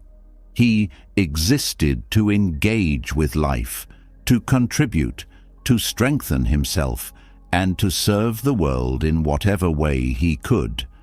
This perspective dissolves the mental resistance that makes mornings difficult. A person who wakes up with a reason greater than themselves does not hesitate to get out of bed. They do not hit snooze because they understand that time is not unlimited. They do not complain about the difficulty of waking up because they recognize that having another day to wake up at all is a privilege. Marcus Aurelius's morning meditation was not about personal indulgence, comfort, or seeking happiness directly. It was about setting the mind into the correct state for engaging with the day ahead. He would reflect on the nature of the world, the role of people within it, the responsibilities he carried, and the kind of attitude required to meet those responsibilities with strength and clarity. He reminded himself that challenges would come, that people would be ungrateful, that obstacles would appear, but that none of these things could disturb his peace unless he allowed them to. This simple practice created an unbreakable foundation for the day. Before stepping out of bed, his mind was already fortified against frustration, impatience, and distraction. He did not enter the day with fragility, hoping things would go smoothly. He entered the day prepared for whatever it brought. A person who follows this practice does not wake up aimlessly. They wake up with clarity. They do not drift into distractions. They direct themselves toward what is essential. Their first thoughts are not complaints or reluctance, but commitment and focus. They begin the day by strengthening their perspective, and because of that, they move through the day with a mind that is already disciplined, already grateful, already engaged. This is why the first moments of wakefulness must be protected. Most people sabotage their mornings immediately by reaching for distractions. They check their phones before they have even risen. They flood their minds with news, social media, or emails, allowing external influences to dictate their emotions before they have even taken control of their own mental state. The Stoics would have seen this as a complete waste of the most valuable moments of the day. They knew that the first focus of the mind must be carefully chosen because it sets the tone for everything that follows. This is why a simple morning routine is essential. It is not about doing what is trendy or complicated. It is about ensuring that the mind is set in the right direction before anything else interferes. It does not need to be long. It does not need to be rigid. It only needs to be intentional. A person who begins the morning with a moment of stillness, reflection, or gratitude begins the day with stability. They do not rush into obligations before their mind is centered. They do not allow external pressures to shape their emotions before they have first chosen their own attitude. This simple act, pausing before engaging with the world, deciding on the mental state with which to meet the day, and setting a clear purpose, creates an entirely different experience of life. The Stoics understood that happiness is not found in external events, but in internal discipline. The person who has trained themselves to wake up with purpose does not wait for happiness to appear. They cultivate it, they create it, through their perspective, their choices, and their refusal to waste the morning in idleness or distraction. A person who wakes up without purpose feels the weight of the day pressing down on them. But a person who wakes up knowing exactly why they must rise, what they must do, and how they must approach the day does not struggle with motivation. They do not fear challenges because they have already prepared for them. They do not waste time because they have already decided how their time will be used. They do not wish the morning were easier because they have trained themselves to embrace difficulty as part of life. This is why waking up with purpose is the key to starting the day with happiness. It is not about waiting for external circumstances to be perfect. It is about choosing to meet each day with clarity, with commitment, and with a mind that has already decided how it will think, act, and respond. A person who lives this way does not wake up as a passive participant in their own life. They wake up as someone who is ready to engage with life fully, without hesitation, without reluctance, and without fear. Starting the day with purpose shapes the mind, but sustaining that purpose requires something deeper, the mastery of stillness. A person who moves through life with focus and drive, but never understands how to pause strategically, will eventually find their strength depleting. The Stoics understood that momentum alone does not create excellence. Constant action without balance leads to exhaustion, and exhaustion leads to weakness.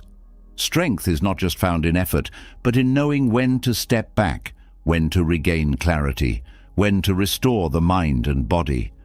Those who fear rest, believing it is a form of stagnation, fail to see that stillness is not the absence of progress. It's what makes progress sustainable.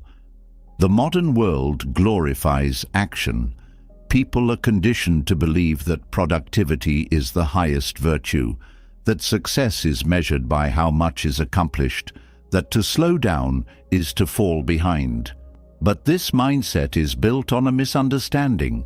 The greatest warriors do not swing their swords without rest. The sharpest minds do not race without pause. The strongest individuals do not push endlessly until they collapse. Rest is not weakness. It is a tool, a weapon, a necessary part of mastery. Those who do not respect it burn out before they reach their true potential. The Stoics did not view rest as indulgence. They saw it as an active decision, a process that had to be done with purpose. They knew that there is a difference between passive idleness and intentional stillness. Passive idleness is what happens when a person falls into distraction, when time is wasted in empty pursuits, when the mind is consumed by triviality. This kind of rest is not restorative. It is an escape, a way to avoid discomfort, a form of procrastination disguised as relaxation. It does not renew energy. It drains it further.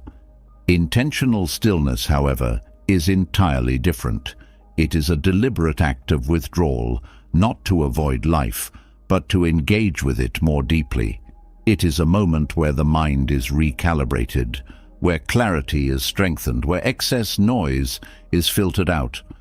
The Stoics practiced this in many ways, through solitude, through meditation, through journaling, through controlled periods of disengagement from the external world. They knew that those who never step back to examine their own thoughts become prisoners of them. They understood that without stillness, the mind is never truly their own. Seneca, one of the most well-regarded Stoic philosophers, spoke often about the necessity of balancing action with calm. He warned against the trap of relentless busyness, knowing that many people mistake constant movement for true progress. He observed that most individuals fill their days with activity, not because they are achieving anything meaningful, but because they are afraid of what will happen if they stop. They run from silence because silence forces them to confront themselves. They fill every gap in their schedule because an empty moment feels uncomfortable. They confuse exhaustion with accomplishment, not realizing that a mind that is always occupied is a mind that is never in control. A person who never learns to embrace stillness is a person who never fully understands their own thoughts. They do not pause long enough to reflect on their direction, to question their choices, to listen to the deeper signals of their own intuition. They move without thinking, and in doing so, they move in circles.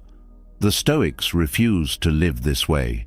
They structured their days not just around effort, but around purposeful disengagement, ensuring that when they did act, their actions were precise, intentional, and undiluted by mental exhaustion. The difference between passive sleep and purposeful restoration is found in how the mind enters rest. A person who collapses into rest from sheer exhaustion is not truly resting. Their body may be still, but their mind is scattered, filled with unresolved tensions, unfinished thoughts, and the accumulated weight of unchecked stress.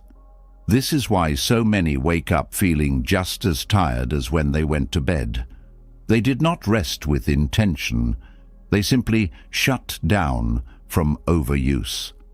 Their bodies recovered slightly, but their minds remained tangled in the chaos they never took the time to unwind. Purposeful restoration, in contrast, is a skill. It is not just the absence of work. It is an active process of recalibration. The Stoics would enter rest the same way they approached everything else, with clarity, with structure, with a defined purpose. They would set aside distractions, remove unnecessary mental clutter, and give themselves fully to the moment of stillness, whether it was in the form of meditation, reflection, or physical rest. They knew that true rest is not about escaping from responsibility, but about strengthening the mind so that responsibility can be handled with greater wisdom and efficiency. A person who masters this practice doesn't feel guilty for resting. They do not see it as wasted time. They understand that a well-rested mind is sharper, a well-rested body is stronger, and a well-rested person is far more effective than someone who has pushed themselves to the edge of exhaustion. They do not glorify burnout. They do not measure their worth by how depleted they feel at the end of the day. They understand that real strength comes not from doing more, but from doing what matters most, with full presence and focus. This is why stillness was not just a luxury for the Stoics. It was a necessary component of mastery. They saw that without strategic pauses, even the strongest mind would eventually become clouded. Even the most disciplined individual would lose precision. They treated their energy the way a great general treats an army, not something to be thrown into battle recklessly, but something to be managed wisely, deployed at the right times, and preserved when necessary.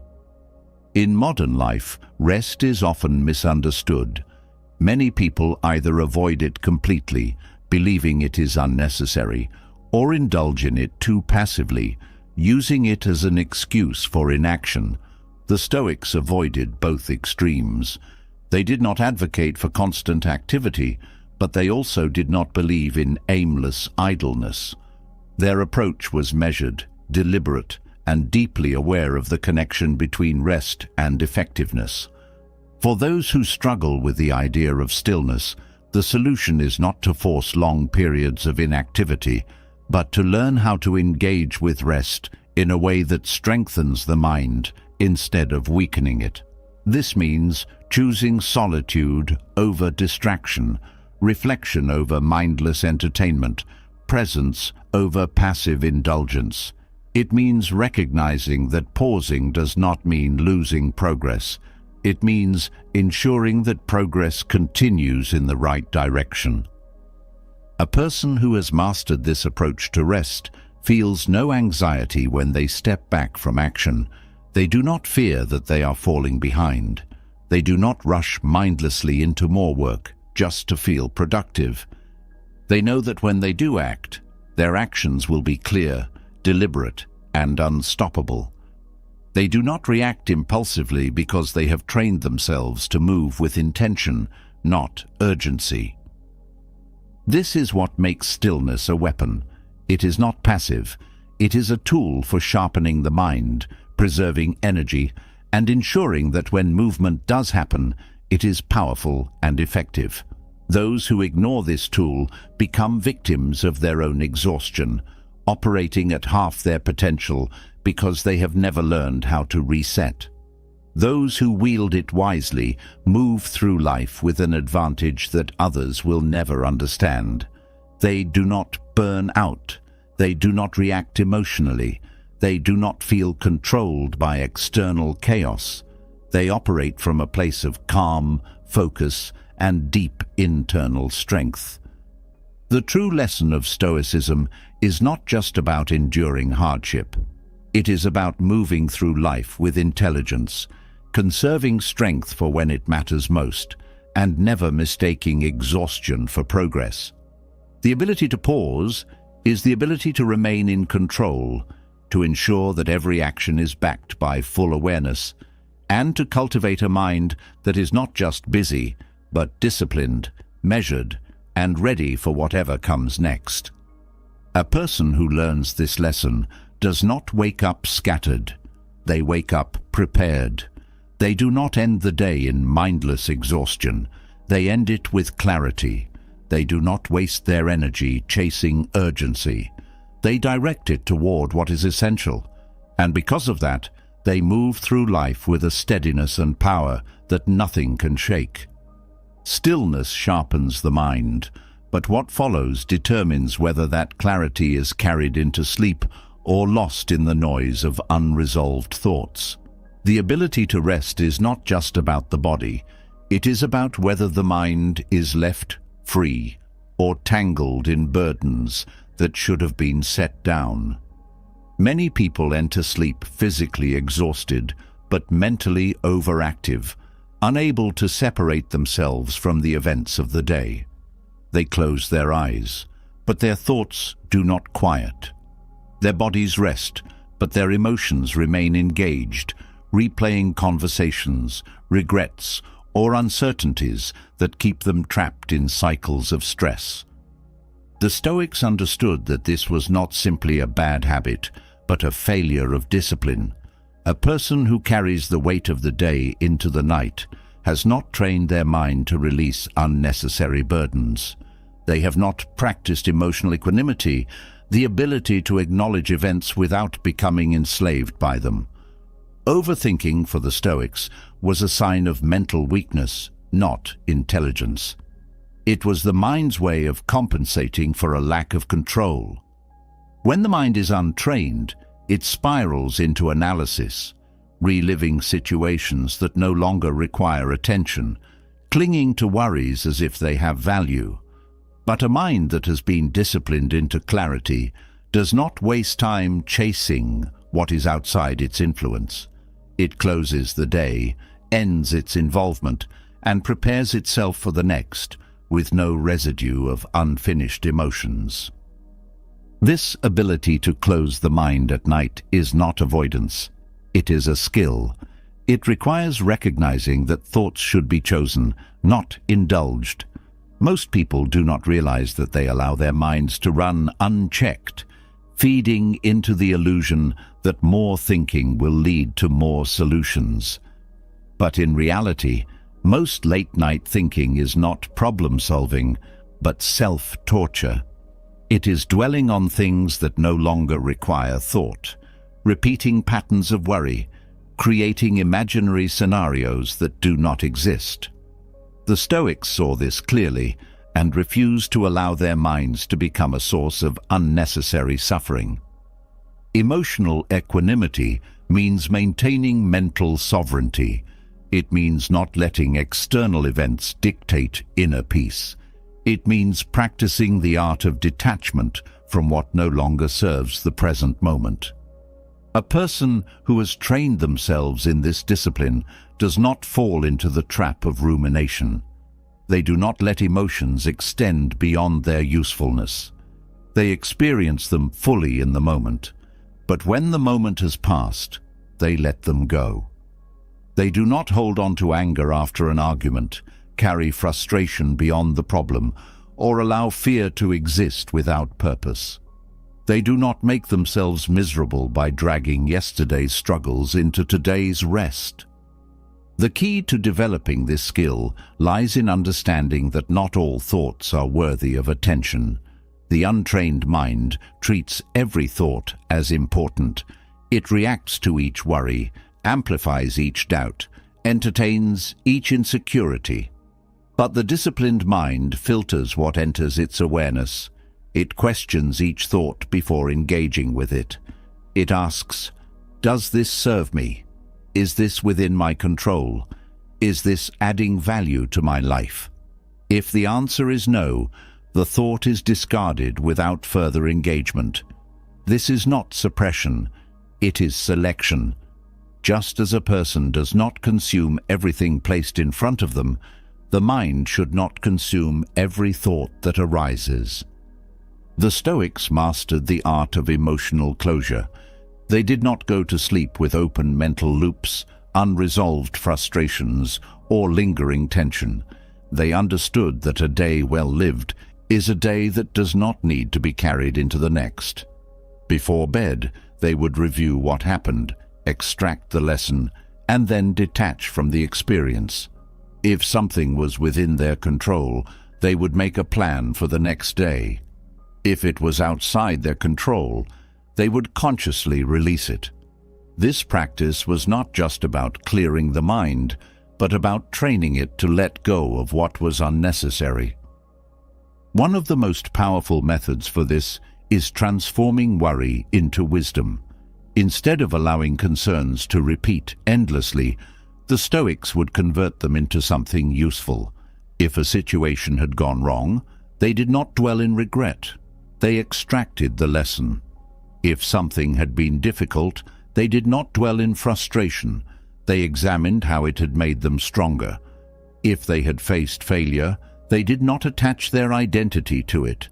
They studied it, learned from it, and moved forward. This is what made their minds resilient instead of reactive.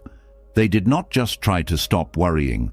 They redirected worry into something constructive.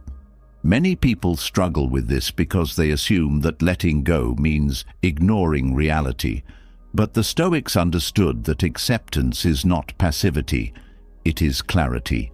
To let go does not mean to forget or to pretend something did not happen. It means to engage with it only to the extent that it serves growth and wisdom. If a thought does not lead to a solution, it is unnecessary. If an emotion is being felt for no purpose other than repeating pain, it must be released. The ability to do this requires constant self-examination. It requires asking, what is my mind holding on to right now that is not helping me? Why am I choosing to keep this thought alive? What do I gain from feeding this emotion? This process does not happen overnight. Emotional equanimity is not something a person decides on once and suddenly achieves. It is a daily discipline, something that must be practiced until it becomes natural. The more often the mind is trained to let go, the easier it becomes. At first, the process requires effort, but over time, detachment becomes second nature. A person who has trained themselves to end the day with mental closure does not carry emotional baggage into sleep. They enter rest free from the burdens of the past. They wake up without a lingering weight on their mind, without old frustrations shaping their mood, without unresolved stress clouding their thoughts. They wake up clear, focused, and ready for the day ahead. Many think that emotions are something that happen to them, that they are at the mercy of whatever they feel. But the Stoics knew that emotions are not forces of nature. They are choices. They are reactions that can be shaped, directed, and controlled. A person who has mastered this does not fall into emotional spirals. They do not feel controlled by their worries. They do not struggle with sleepless nights consumed by overthinking. They decide which thoughts deserve their attention and which do not. They move through life with a steady mind because they have trained themselves not to be pulled in every direction by unnecessary emotion. This is why training the mind for emotional equanimity is one of the most important skills a person can develop. It is not about avoiding difficulties, but about ensuring that those difficulties do not own the mind beyond their necessary moment. It is about knowing how to set down emotional weight when it is no longer useful. It is about moving through life with a mind that is light, clear, and unburdened by anything that does not serve growth. A person who develops this skill no longer experiences the same level of stress. They no longer waste energy on what cannot be changed. They no longer give their peace away to things that are outside their influence. They no longer let a single difficult moment ruin an entire night's rest. This is not an easy discipline, but it is one that transforms life entirely. The person who masters this wakes up each day without emotional residue from the past weighing them down. They wake up mentally fresh, prepared to engage with life fully, without hesitation, without regret, and without the burden of unnecessary suffering.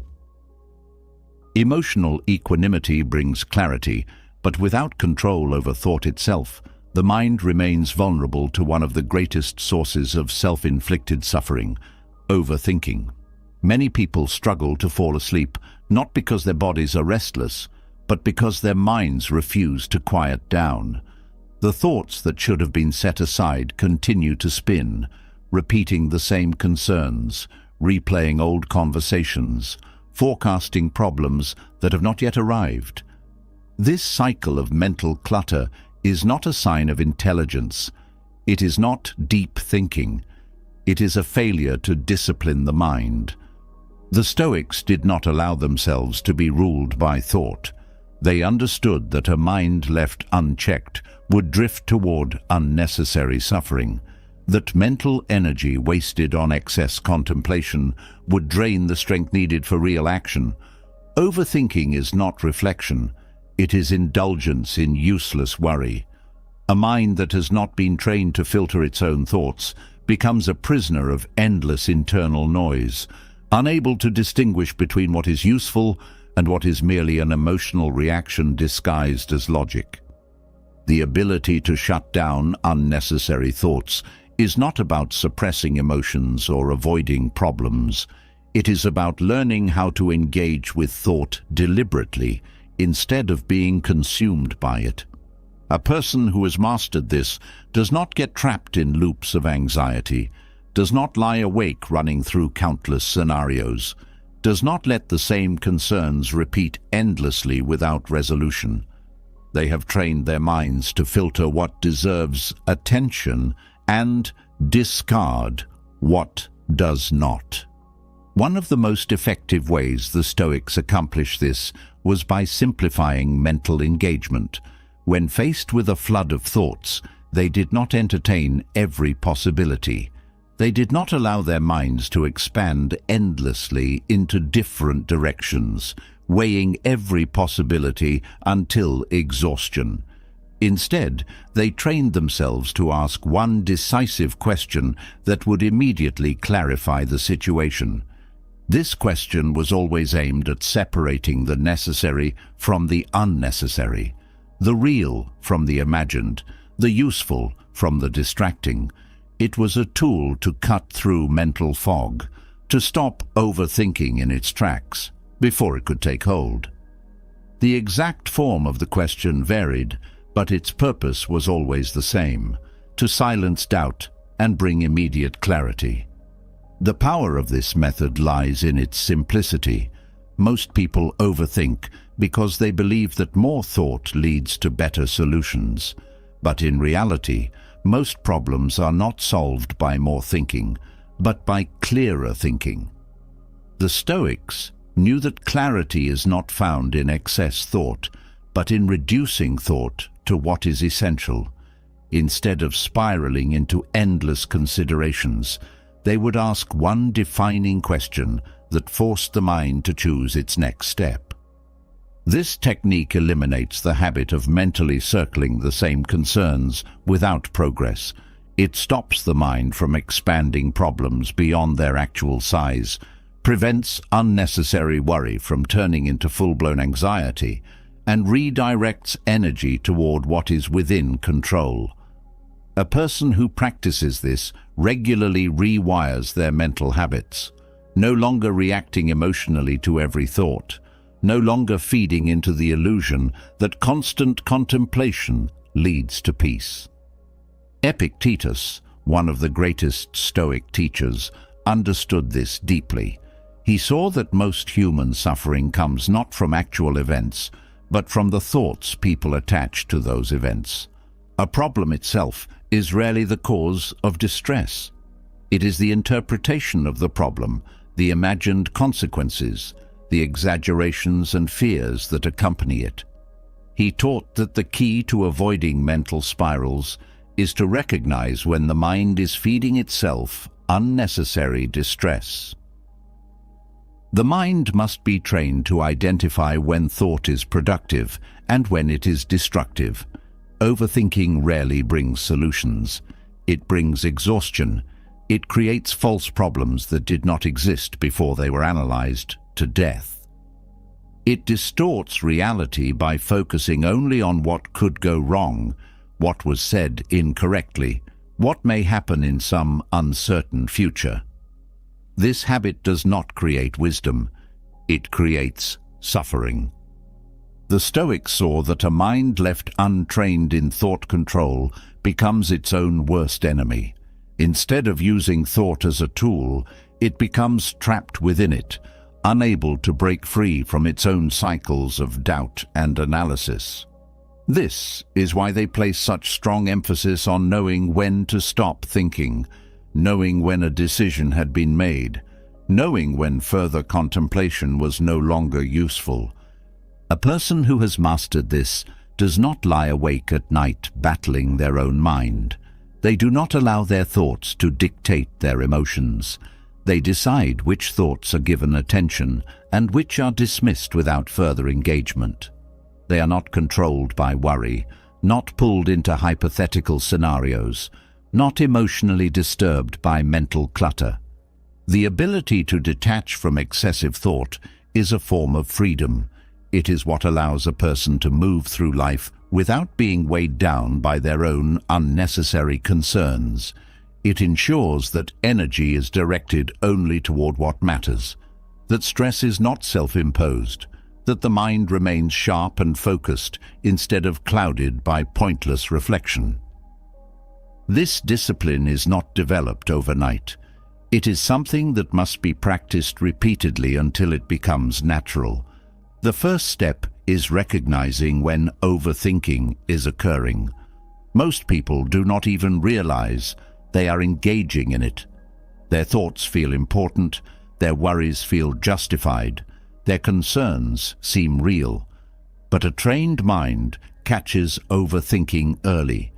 It sees when thought is beginning to spiral and stops it before it gains momentum. The second step is cutting through the noise with clarity.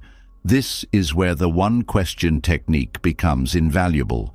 Instead of letting the mind continue unchecked, the person stops and asks, "Does this require more thought, or am I just feeding a mental loop?" This single question is often enough to break the cycle.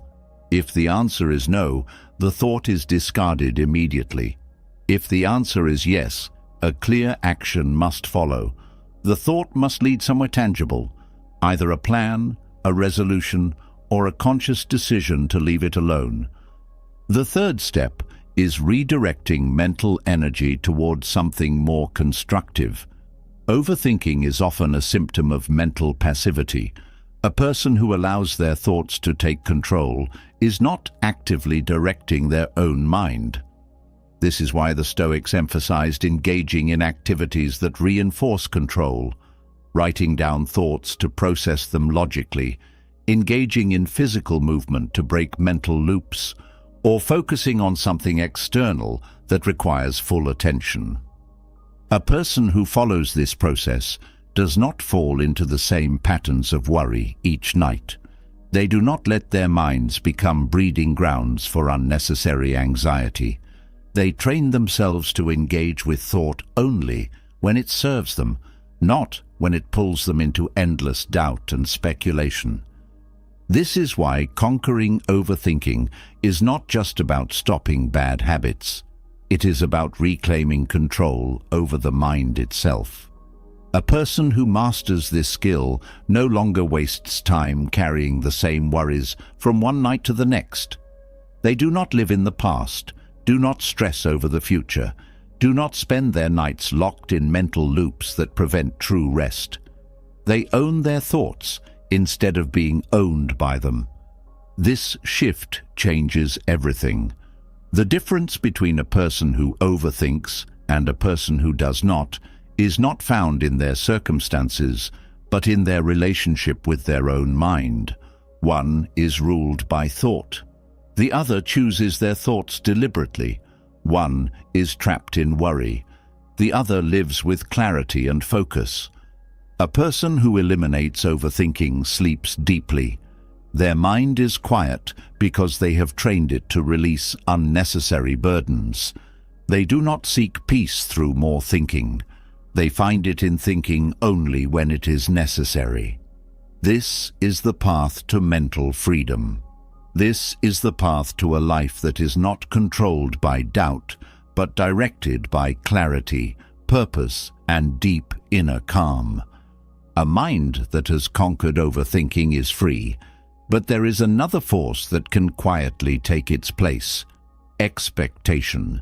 Even after releasing unnecessary thoughts, many still struggle to find peace before sleep because they are mentally gripping the future, attaching themselves to how they believe things should unfold.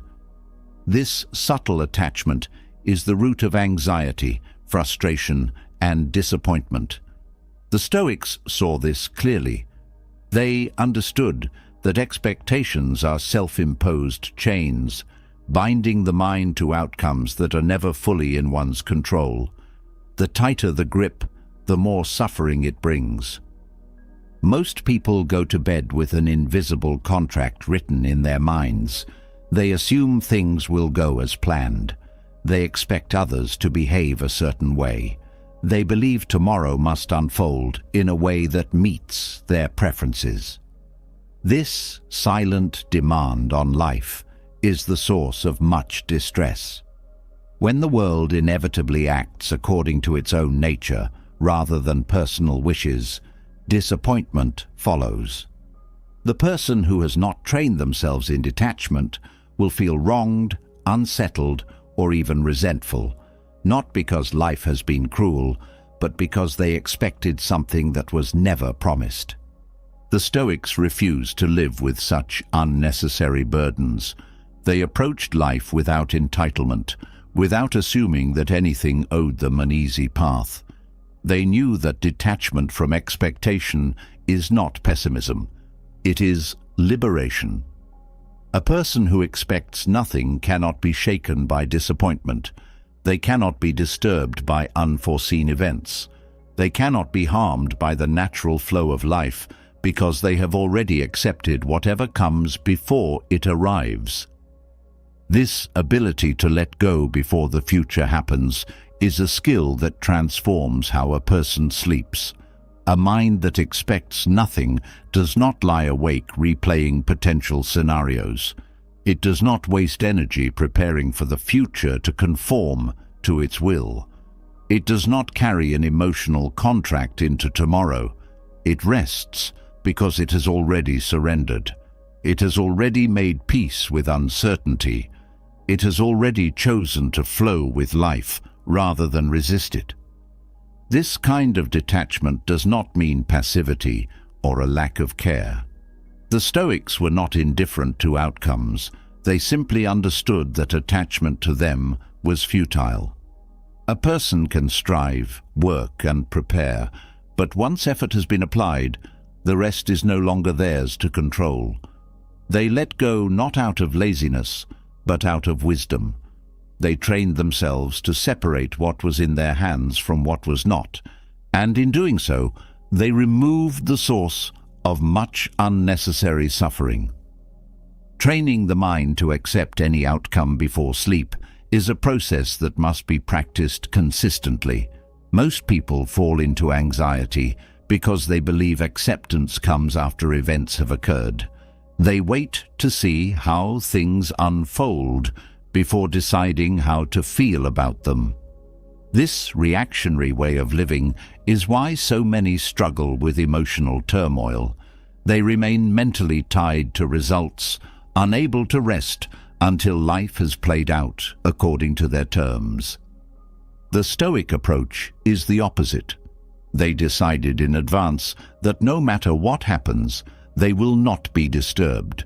They did not wait to see if things went well before allowing themselves peace.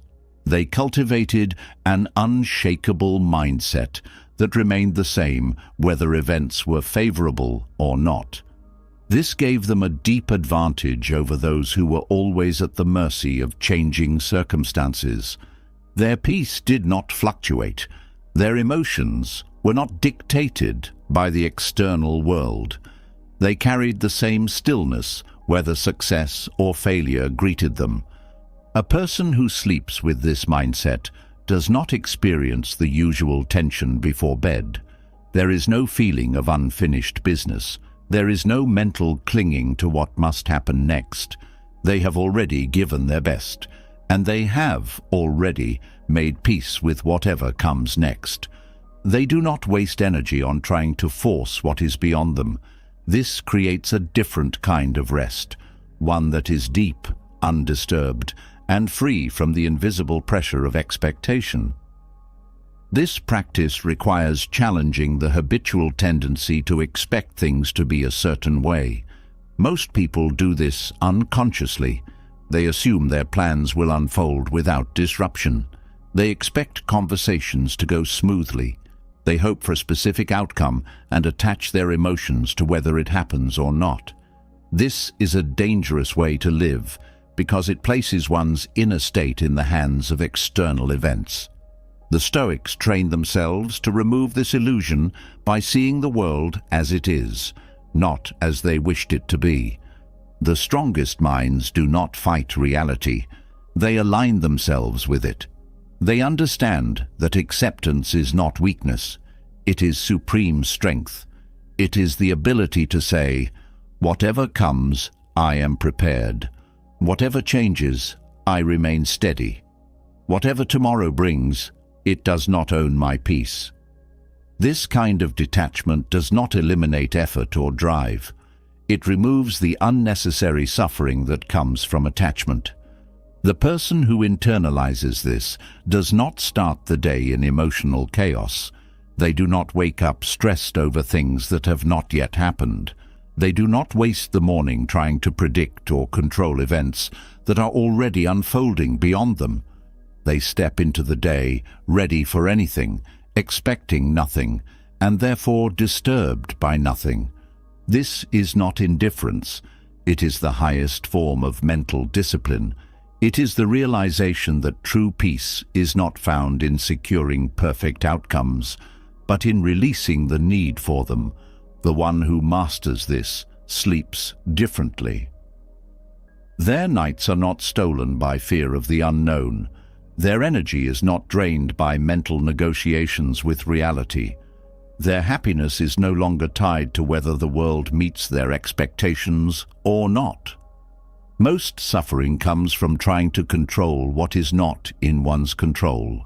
A person who has not trained themselves in detachment feels every shift in life as if it is a personal attack. They believe things must go a certain way for them to be at peace. They demand that the universe conforms to their wishes, and when it does not, they struggle, they react, they resist. They waste energy fighting something that was never theirs to dictate. The Stoics removed this unnecessary pain by eliminating the belief that life must be a certain way for them to be content. They did not bargain with existence. They did not place their happiness in the hands of outcomes. They understood that if peace depends on the external world, it will always be unstable. But if peace is rooted in the unshakable decision to expect nothing and accept all, it cannot be taken away. A person who expects nothing still hopes, still works, still strives, but they do so without attachment. They do not give their happiness to an outcome. They do not tie their peace to what happens next. They do what is within their power, and then they let go. This is what makes them strong. This is what allows them to rest deeply at night and wake up without anxiety.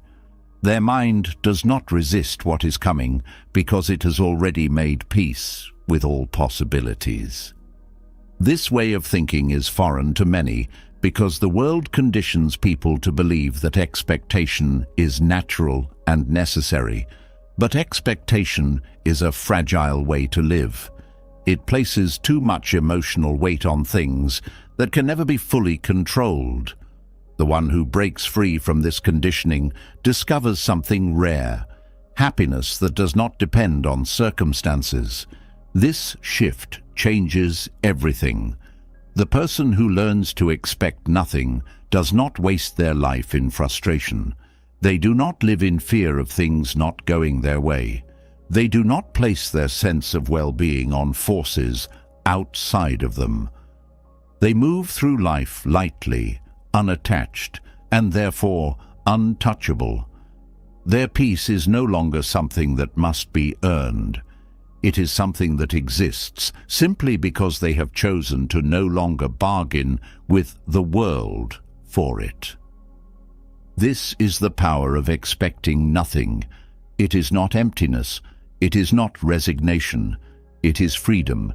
It is knowing that happiness is no longer something that can be taken away, because it is no longer something that depends on anything but the clarity of one's own mind. A mind that expects nothing is free from anxiety, but there is still one mistake that can quietly drain a person's strength: treating rest as optional. Many see sleep as something passive, something taken when convenient, something that exists outside the realm of discipline. This is why so many suffer from exhaustion. They fail to recognize that rest is not a luxury, it is a responsibility. The Stoics never viewed sleep as mere relaxation. They saw it as an essential part of building resilience, sharpening the mind, and preparing for life's challenges. To neglect rest is not just to neglect comfort, but to weaken the ability to live well.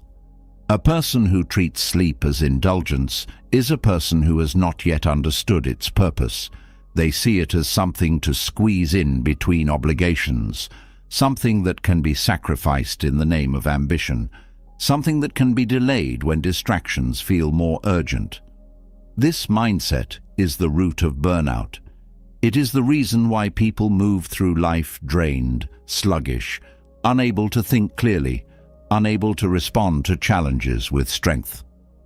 They fail not because they lack effort, but because they have depleted themselves before effort even begins.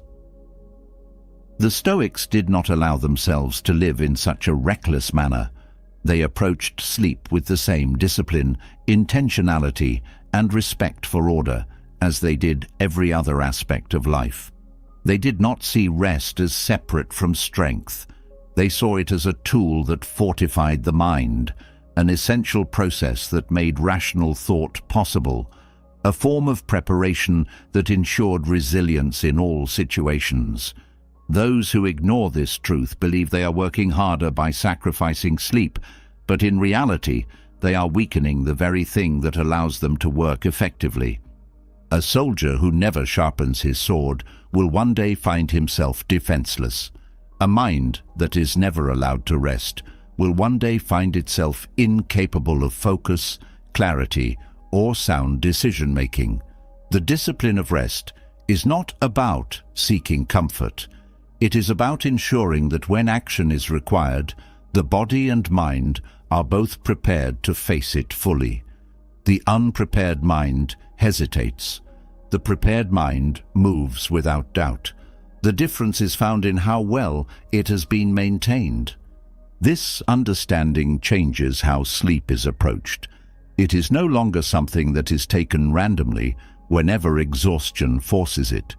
It becomes something that is guarded, prioritized, and treated with the same seriousness as physical training, intellectual sharpening, and emotional control. It is not an escape from duty. It is a duty itself, a responsibility not just to the self, but to those who depend on clarity, wisdom, and strength in every decision that is made. A person who neglects rest is a person who weakens their own foundation. They try to push forward, but their mind is slow. They try to solve problems, but their thinking is clouded. They try to endure difficulty, but their patience is thin. This is because rest is not just about physical recovery. It is about maintaining mental sharpness, emotional steadiness, and the ability to think clearly in times of crisis. Marcus Aurelius, one of the greatest Stoic philosophers and Roman emperors, understood this deeply.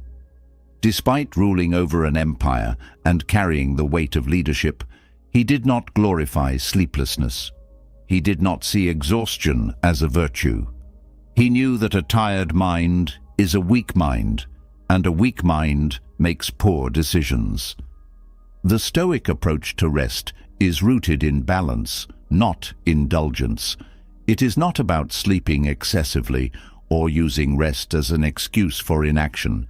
It is about recognizing that restoration is necessary for a life of disciplined action, clear thought, and wise judgment. A person who sleeps well does not do so because they are lazy. They do so because they respect their own mind enough to ensure it is always functioning at its highest potential.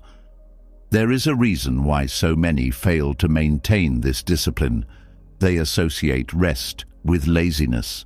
They have been conditioned to believe that working harder means sacrificing sleep, pushing beyond exhaustion, ignoring the body's signals, and treating fatigue as something to be conquered rather than respected.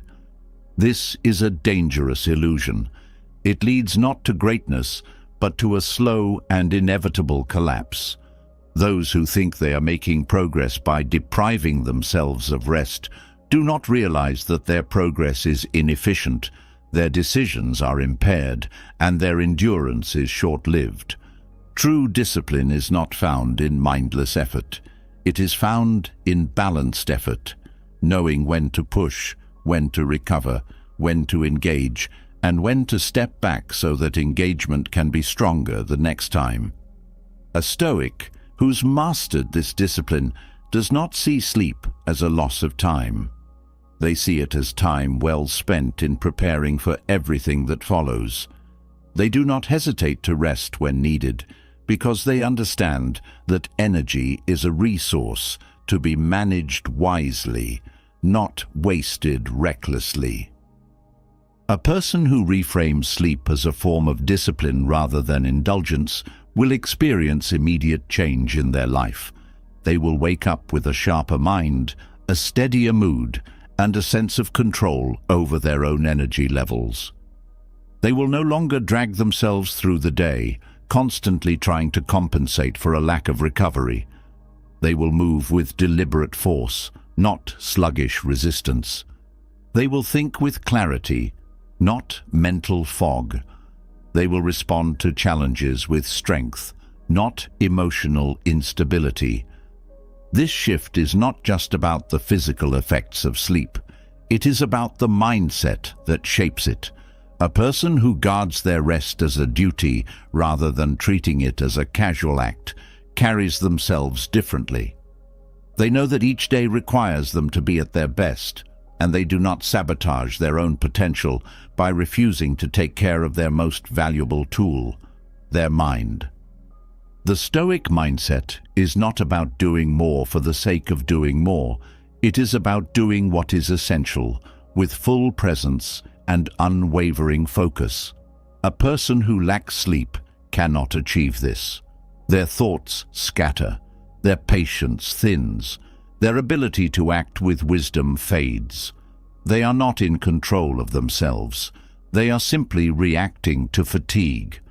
Those who respect their own minds will not allow this to happen. They will see sleep not as an escape, but as a necessary act of preparation, a discipline that allows them to function with strength, precision, and full command of their thoughts. They will not allow the modern glorification of exhaustion to trick them into believing that running on empty is a sign of success. They will know that true success is built on clarity, on energy that is preserved and directed wisely, on a mind that has been sharpened rather than dulled by fatigue. This approach changes everything. A person who has mastered it does not dread mornings. They do not wake up in resistance to the day. They do not struggle to find focus, motivation, or presence. They wake up ready because they have done what is necessary to ensure readiness. They do not feel weighed down by the day before because their sleep was not stolen by mental clutter. They do not experience instability because their energy is not in chaos. They have trained themselves to respect the natural cycle of effort and restoration, and because of this, they move through life with efficiency, strength, and absolute clarity. There is no honor in exhaustion. There is no wisdom in running oneself into the ground. The Stoics understood that a mind that is well rested is a mind that can handle anything. They knew that the ability to pause and recover is not a weakness. It is a sign of self-mastery. They did not waste their energy mindlessly. They used it with precision. They did not deplete themselves in the name of appearing hard-working. They ensured that when work was done, it was done well. A person who internalizes this lesson will find themselves operating on a higher level than those who see rest as optional. They will think more clearly, move more decisively, and feel more in control of their emotions. They will not drag themselves through life, constantly compensating for their own self-inflicted exhaustion. They will step into each day fully equipped, because they have learned to respect the power of balance. This is the truth that separates those who struggle from those who thrive. The mind must be protected, not just from external distractions, but from the internal self-neglect that comes from ignoring rest. The one who sees sleep as a duty, not an indulgence, will never wake up unprepared. They will never move through life half-present. They will never allow themselves to be ruled by fatigue.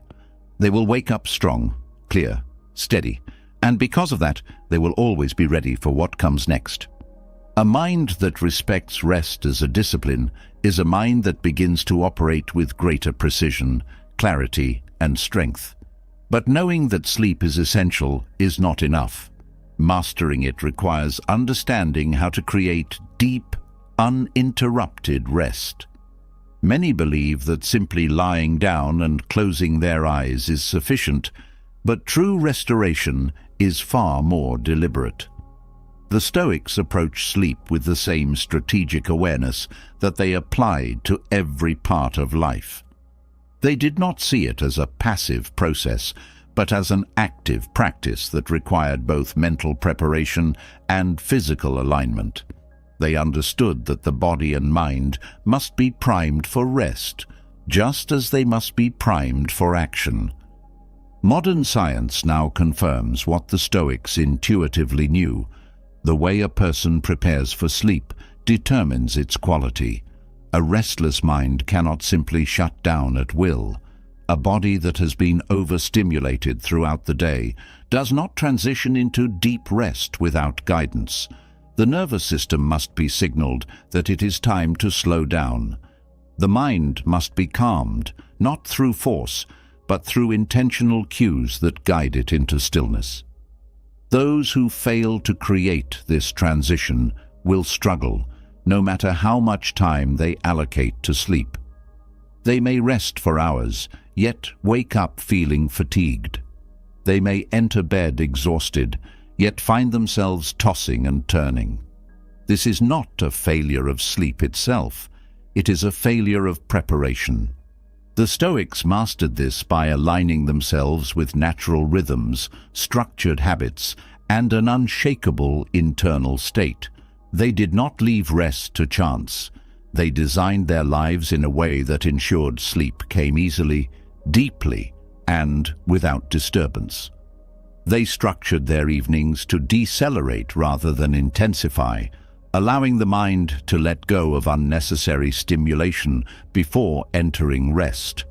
They ensured that external conditions supported, rather than interfered with, the body's ability to restore itself.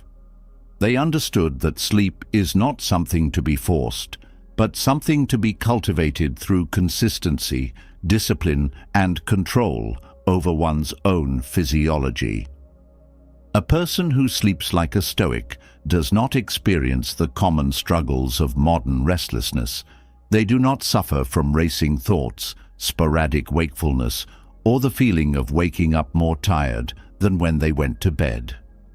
Their sleep is structured, disciplined, and aligned with both ancient wisdom and modern scientific understanding. This is not a random occurrence. It is the result of specific habits, mental shifts, and physiological adjustments that make deep, uninterrupted rest a natural state rather than an inconsistent luxury. One of the most critical factors in achieving this is understanding how to reset the nervous system before sleep. The human body is not designed to move from high stimulation to deep rest instantly. It operates on biological rhythms that must be respected. Those who fail to recognize this find themselves constantly battling against their own physiology. They try to sleep while their nervous system is still activated. They attempt to force relaxation while their stress response remains engaged. This is why so many suffer from restless nights. It is not that they lack sleep, but that they have not learned how to transition into it properly. The Stoics were deeply aware of the body's need for rhythm and consistency. They structured their evenings with intention, ensuring that their minds and bodies were not trapped in high-alert states before bed. They understood that what happens before sleep determines the quality of sleep itself. Modern science confirms this. The nervous system must shift from sympathetic activation, the state of alertness, to parasympathetic dominance, the state of relaxation, for sleep to be deep and restorative.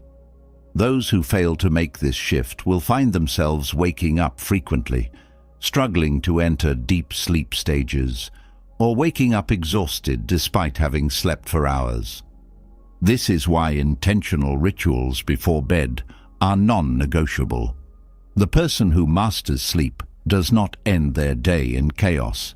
They do not consume stimulating content, engage in high-energy conversations, or allow their mind to race in unresolved thought cycles. They deliberately lower external stimulation, ensuring that the nervous system is not being fed signals of stress, urgency, or overactivity. They recognize that the mind does not operate separately from the body. Whatever state the body is in, the mind will follow. This is also why consistency in sleep cycles is critical. The body thrives on predictability. The mind becomes accustomed to patterns. When sleep times are erratic, when the body does not know when rest will come, the nervous system remains in a state of mild uncertainty. This is why those with inconsistent sleep schedules struggle to feel truly rested. Their bodies do not trust the rhythm of their rest. Their minds do not receive clear signals that allow for deep, uninterrupted recovery. Their systems remain partially alert, even in sleep, because they have not been given the stability required for full release. A disciplined sleep cycle ensures that the brain, body, and nervous system align with natural restoration. This is not a matter of willpower. It is a matter of biology, training, and respect for the systems that govern energy, alertness, and recovery. The person who understands this does not fight sleep. They do not treat it as an enemy, something to be conquered. They work with it, structure their life around it, and allow it to become a powerful tool for strength, resilience, and clarity. The failure to approach sleep in this way is why so many suffer from exhaustion, mental fog, and sluggish performance. They try to function on a depleted system. They rely on stimulants to push through the fatigue that proper rest would have eliminated. They attempt to compensate for their self-imposed imbalance with short-term fixes that do not address the root of their issue. They ignore the very thing that would make their actions sharper, their thinking clearer, and their bodies stronger. The Stoic approach removes this unnecessary suffering by eliminating randomness, inconsistency, and self-inflicted exhaustion. It ensures that sleep becomes a source of strength rather than a source of struggle. It creates a system where recovery is not something that happens occasionally, but something that happens predictably, deeply, and without resistance. A person who has mastered this does not wake up feeling burdened. They do not require excessive amounts of effort to become alert. They wake up already in command of their energy, already steady in their thoughts, already prepared for the demands of the day. Their nights are not battles against restlessness. Their mornings are not battles against fatigue. They have structured their lives in a way that ensures sleep is working for them, rather than against them. This is why those who embrace this discipline experience a completely different reality than those who do not. They do not see rest as separate from performance. They do not treat exhaustion as a normal state. They know that a sharp mind is a rested mind, and a rested mind is one that has been trained to transition into sleep properly. The modern world does not encourage this understanding. It glorifies endless stimulation, high levels of activity, and a mindset that views sleep as secondary. But the person who truly seeks mastery over their mind, their actions, and their ability to operate at the highest level knows that rest is not an afterthought. It is a strategic necessity. This is the difference between those who move through life in a constant state of depletion and those who move through life with unshakable energy, presence, and clarity. The way a person sleeps determines how they think, how they act, how they respond to challenges, and how they endure adversity. It determines whether they function as a reactive, exhausted version of themselves, or as a person who is fully equipped to meet life with complete control. Those who fail to master this will always feel as if they are catching up, as if they are pushing through barriers that should not exist. Those who take control of their rest will always feel as if they are operating with a reserve of strength that others cannot understand. This is the truth that separates those who are merely surviving from those who are fully thriving. Deep, uninterrupted sleep is not an accident. It is not a gift given only to some. It is a skill, a discipline, a structured system that ensures the mind and body are restored, resilient, and unshakable. This is how a person sleeps like a Stoic. This is how they wake up ready for anything. A disciplined approach to sleep creates the foundation for deep rest. But there is one final barrier that often stands in the way: the need for control. A mind that holds tightly to the illusion of control will never fully release itself into rest. Even if the body is still, even if the eyes are closed, even if the environment is quiet, the mind remains tense, scanning for potential problems, resisting uncertainty, refusing to let go.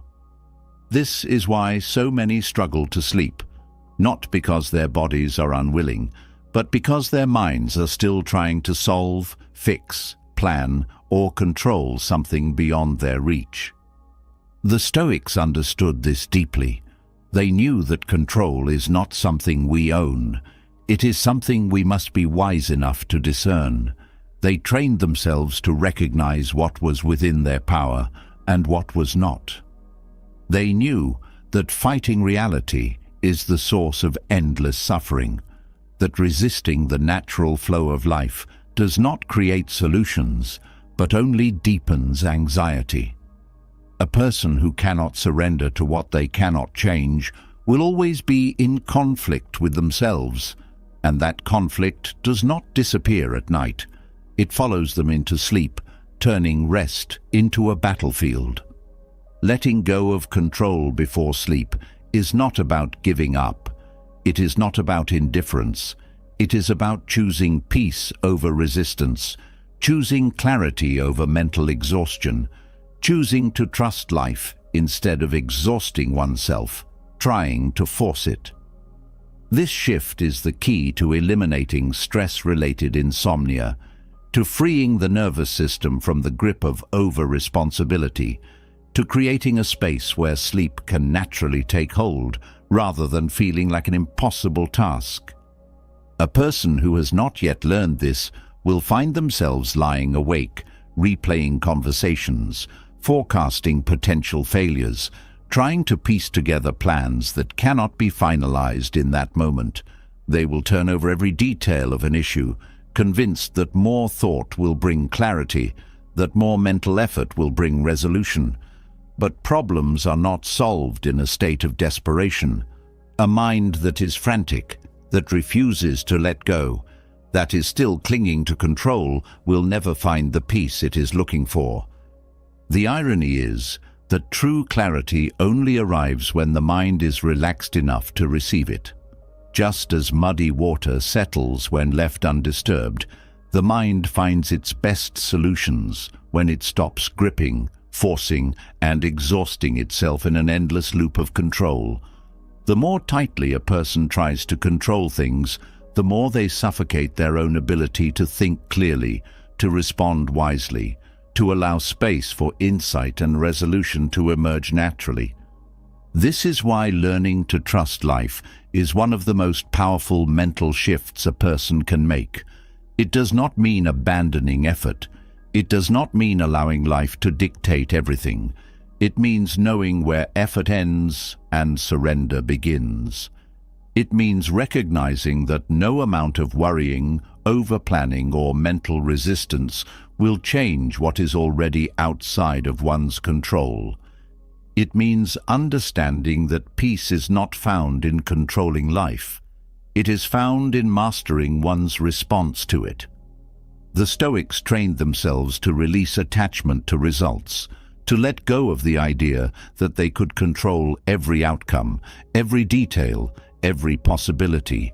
They understood that life unfolds as it does, regardless of personal preferences, and that the wisest thing a person can do is accept this reality instead of fighting it.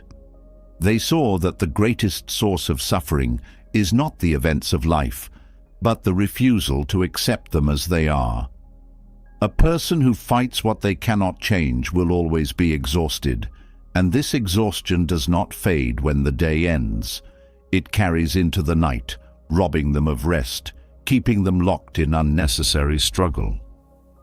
A person who has mastered the art of letting go before sleep does not fall into this trap.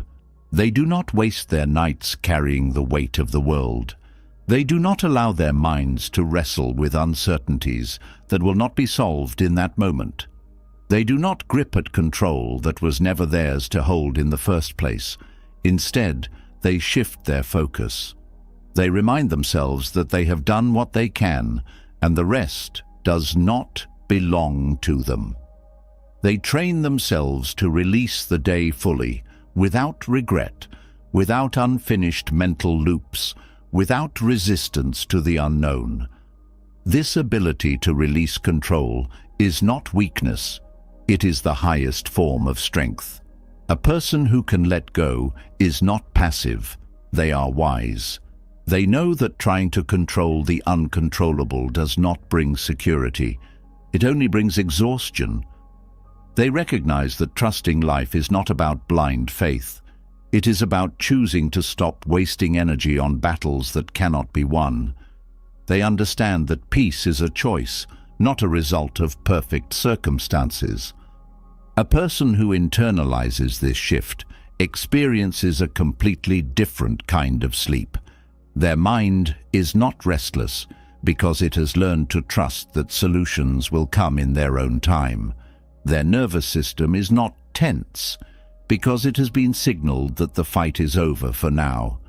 Their thoughts are not racing because they have trained themselves to release the day rather than carry it endlessly forward. This approach transforms the quality of rest. Sleep is no longer a struggle. It is a natural state that arrives easily, deeply, and without resistance.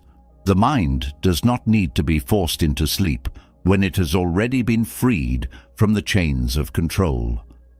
A person who understands this wakes up refreshed, clear, and fully restored, rather than feeling like they barely escaped their own thoughts long enough to rest. The reason so many struggle with this is because they have been conditioned to believe that control equals safety. They think that if they let go, they will be unprepared, vulnerable, exposed to failure. But the truth is, clinging to control creates more instability than it prevents.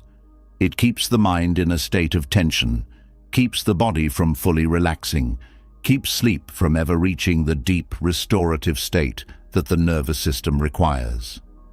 The only way to break this cycle is to rewrite the relationship between control and rest. A person must train themselves to understand that letting go does not mean losing power. It means reclaiming it. It means deciding that peace is no longer something that must be earned through excessive thought, but something that is chosen by refusing to engage in unnecessary struggle. It means remembering that life will unfold as it does, and no amount of worry will change that. This shift does not happen instantly. It must be practiced, reinforced, and made into a habit.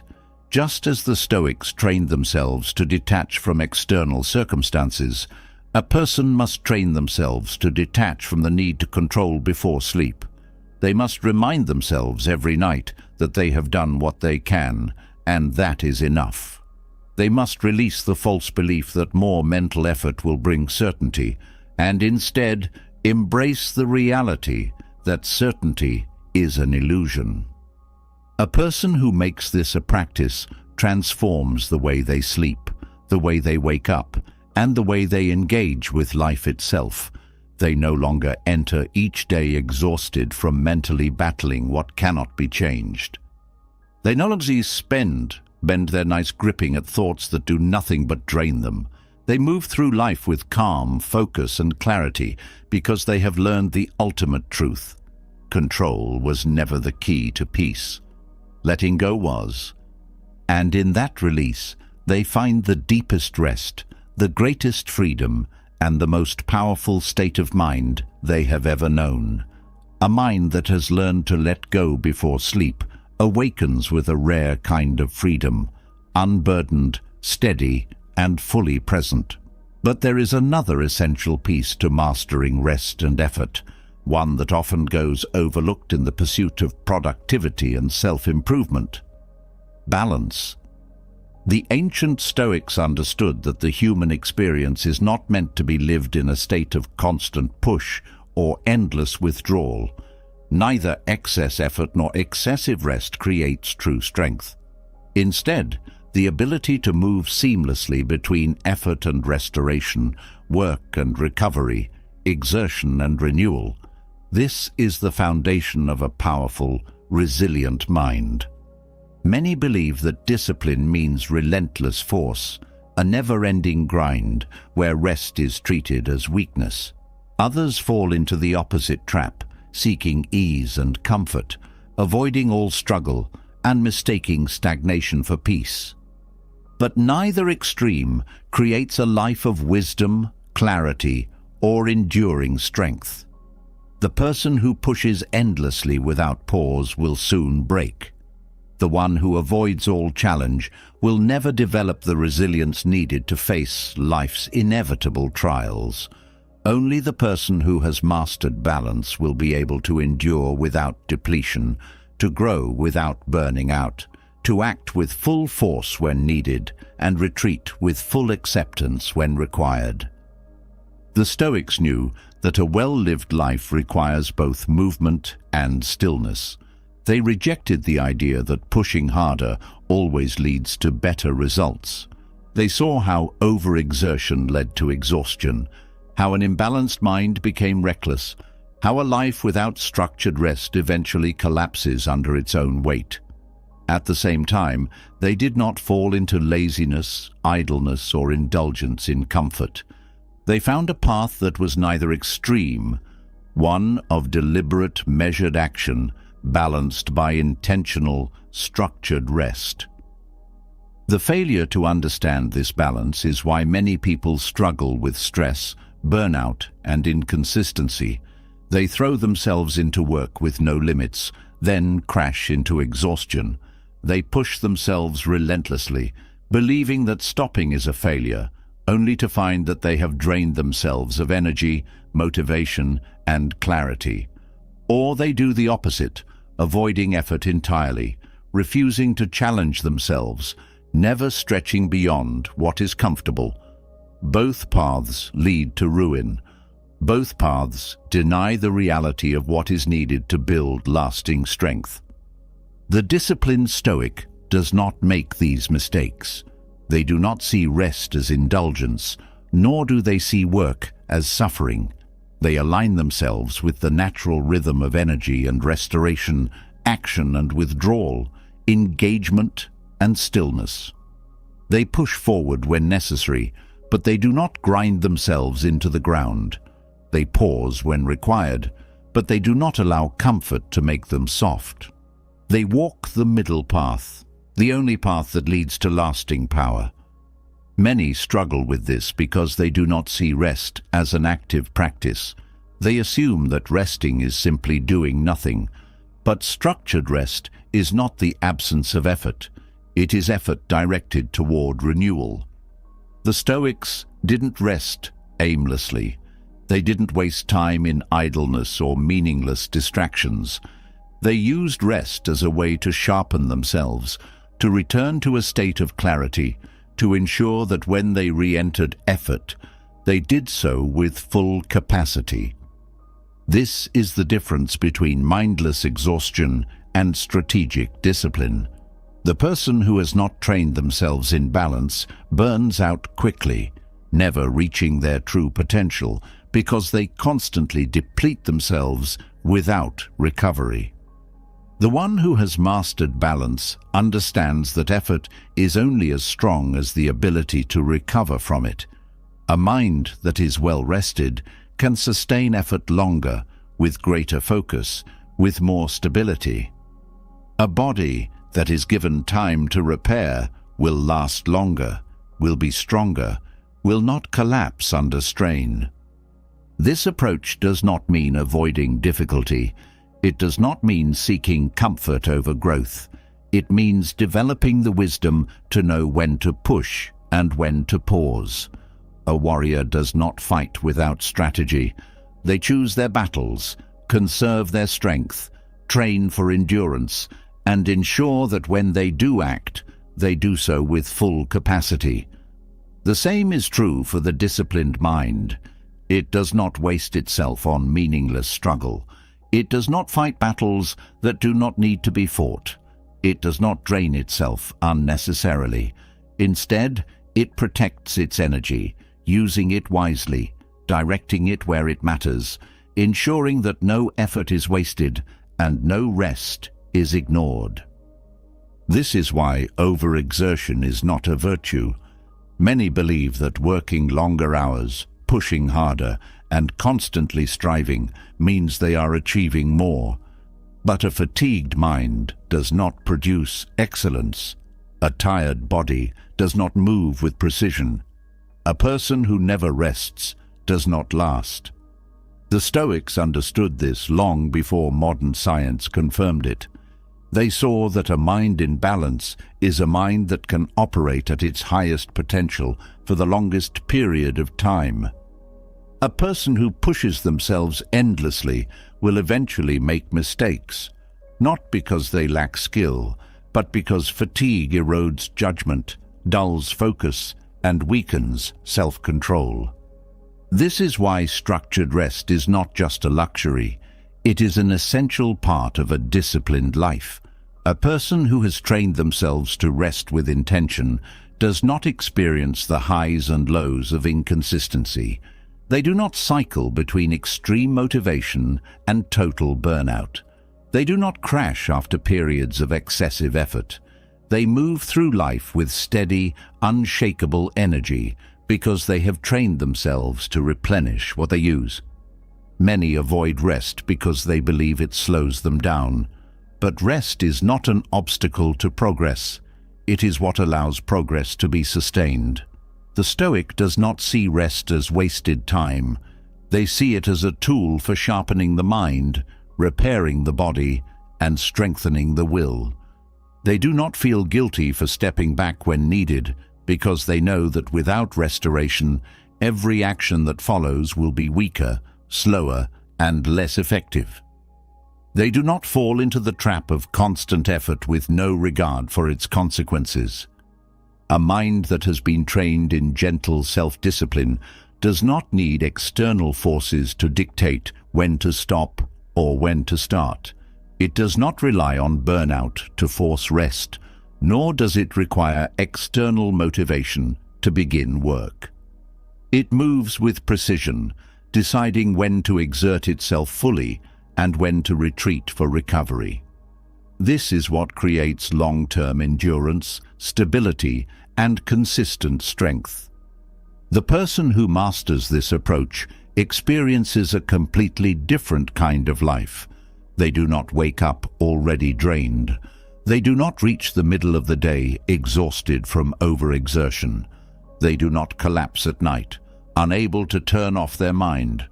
They move through each day with clarity, using their energy wisely, ensuring that each action is taken with full capacity rather than partial effort. This is the wisdom that so many overlook. They believe discipline is about force, about pushing harder, about ignoring the body and mind's need for recovery. But the strongest individuals are not those who push endlessly. They are those who push intelligently, who recover deliberately, who know that true strength is found in balance, not extremes.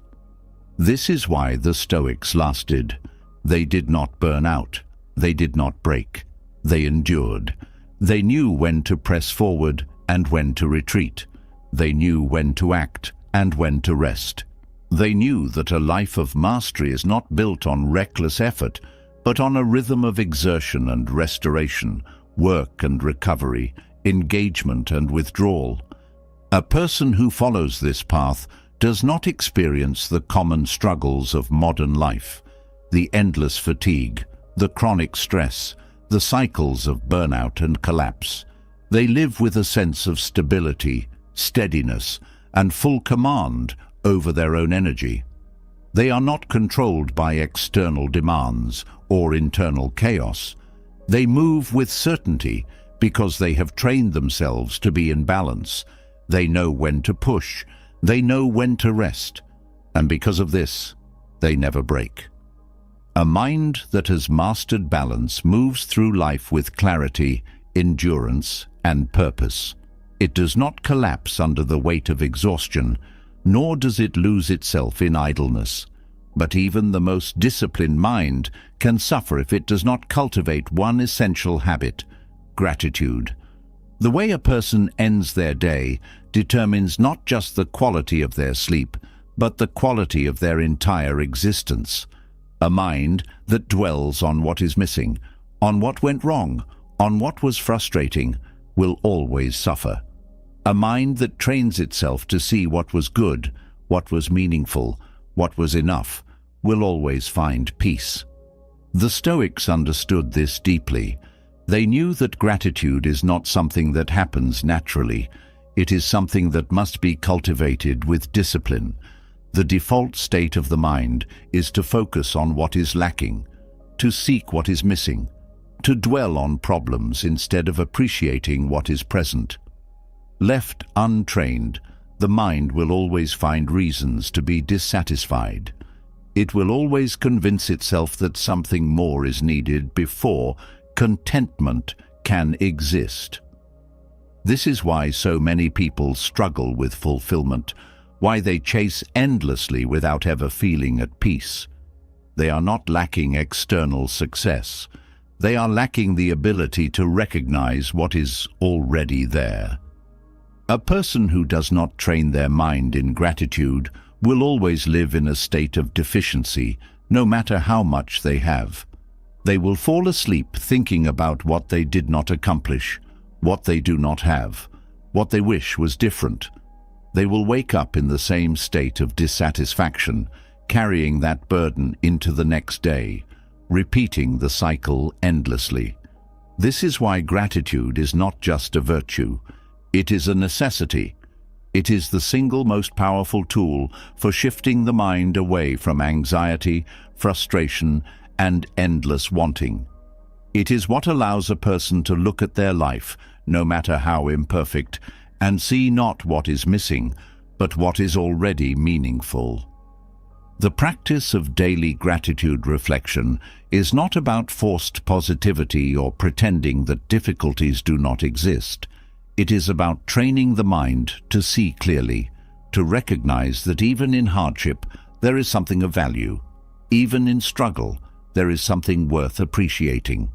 It is about replacing the habit of dissatisfaction with the habit of acknowledgement, about ensuring that the last thoughts before sleep are not ones of regret, frustration, or longing, but of appreciation, recognition, and acceptance.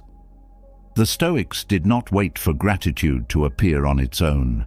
They made it a deliberate practice. They understood that the mind must be directed toward what is good, just as it must be trained away from what is harmful. Marcus Aurelius, one of the most disciplined minds in history, did not merely reflect on what was wrong with the world. He actively trained himself to find reasons to be grateful, to appreciate even the smallest aspects of life, to recognize that no matter the circumstances, there was always something of worth in each day. This is why reviewing small joys leads to long-term happiness. A person who only acknowledges major victories, grand achievements, or rare moments of success will spend most of their life in dissatisfaction.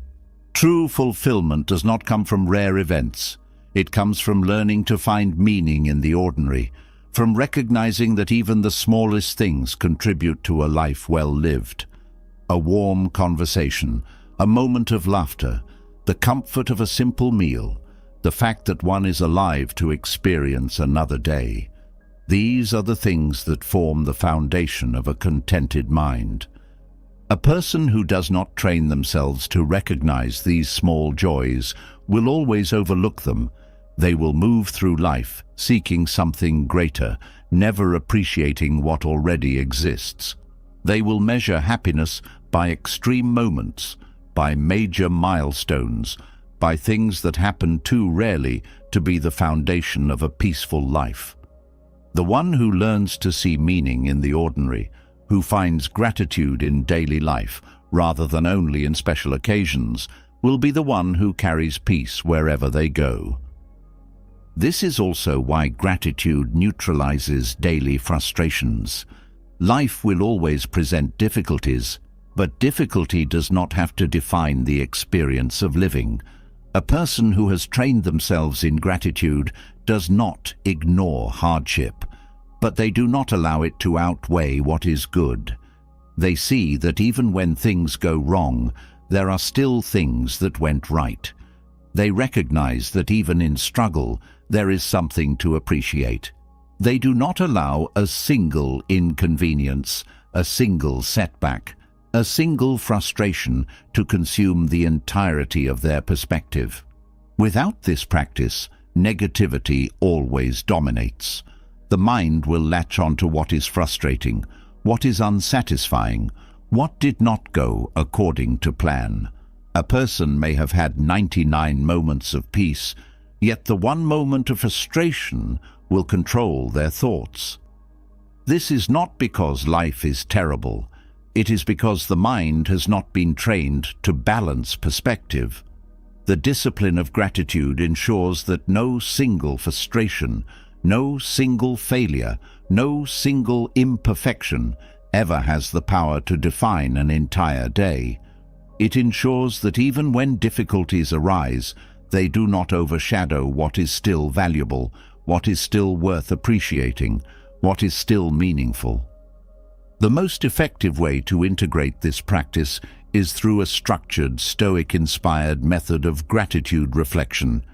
A mind that is not trained in reflection will always drift toward chaos. It will not naturally focus on what is good. It must be directed, guided, disciplined. The Stoics understood that the act of writing down gratitude, of deliberately reflecting on what is worth appreciating, is not just a small habit. It's a way of reshaping the mind itself. A person who engages in daily gratitude journaling does not leave happiness to chance. They create a record of what is meaningful, reinforcing appreciation, strengthening their ability to see life with clarity rather than dissatisfaction. This is not just a theoretical practice. It is a practical tool for rewiring the way the mind processes life.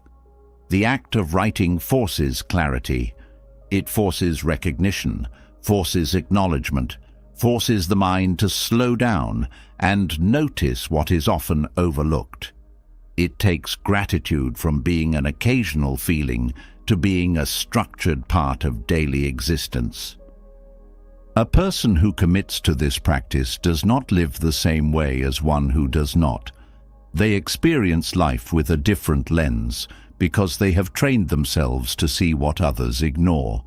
They do not allow their minds to be controlled by complaints, by comparison, by dissatisfaction. They have built a habit of seeing what is good, and that habit transforms the way they engage with life. This is why those who practice gratitude consistently experience deeper fulfillment than those who do not. They do not allow their peace to be dictated by circumstances. They do not depend on external events to feel appreciation. They have trained their minds to recognize what is already present, to appreciate what already exists, to see meaning in what is already within reach. This shift is what makes all the difference between a life of endless seeking and a life of sustained contentment. Gratitude is not weakness. It is not passivity. It is not ignoring reality. It is choosing to focus on what strengthens rather than what drains, choosing to see what is valuable rather than what is lacking, choosing to end each day not with frustration, but with recognition of what was worthwhile. It is what allows a person to sleep with peace rather than regret, to wake up with clarity rather than longing, to move through life with a sense of abundance rather than deficiency. A mind trained in gratitude does not collapse under stress. It does not dwell endlessly on what could have been different. It moves forward with steadiness, with appreciation, with the ability to carry peace regardless of external circumstances. This is why the Stoics practiced gratitude, not because they ignored suffering, but because they refused to let suffering be the only thing they saw. A person who masters this practice does not need perfect conditions to be at peace. They create peace because they have learned to see what is already good. And in that ability, they find the rarest thing of all, not just fleeting happiness, but an enduring sense of fulfillment, one that follows them through every challenge, every change, every phase of life. A mind that has trained itself to recognize what is good, to focus on what strengthens rather than what drains, becomes a mind that is naturally resilient. But gratitude alone is not enough. It must be reinforced with an unshakable foundation of mental strength, a mindset so deeply rooted in calm that no external force can disturb it. This is not a mindset that appears by accident. It is built, tested, and forged through practice. The Stoics did not simply hope for peace in the midst of chaos. They trained themselves to create it, to remain steady when everything around them was uncertain, to cultivate stillness in a world that constantly tried to shake them. Many struggle to sleep, not because they lack time, but because their minds remain in a constant state of disturbance. Thoughts spiral, anxieties build, fears about the future take hold, and the body, in response, remains on alert, refusing to release itself into rest. This is what happens when the mind is untrained, reactive, and overly influenced by external chaos. A person who has not built a strong mindset will always be at the mercy of their environment, carried by the highs and lows of life, unable to settle into true peace. They will be awake not because they lack exhaustion, but because their mind has never learned how to be still. The Stoics knew that external events will always be uncertain, but inner stillness is a choice. They understood that no one can control the world, but everyone can control how they respond to it. This is why they focused not on changing circumstances, but on mastering themselves, ensuring that no event, no challenge, no external force could dictate their internal state. A mind that has achieved this level of discipline does not break under pressure, does not overreact to discomfort, does not allow fear, stress, or uncertainty to steal its balance. It remains steady no matter what is happening outside of it. Inner stillness is not passivity. It is not ignoring reality. It is the ability to stand firmly in the face of unpredictability and refuse to be consumed by it.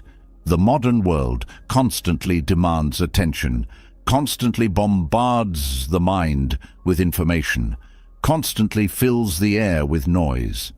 A person who does not actively train themselves to remain calm will always be swept up in this chaos, pulled in different directions, unable to settle, unable to rest. But a person who has built an unshakable mindset can face the same world and remain unbothered, knowing that peace does not come from external circumstances, but from an internal decision to remain undisturbed. This ability to remain calm under pressure is not natural. It is cultivated.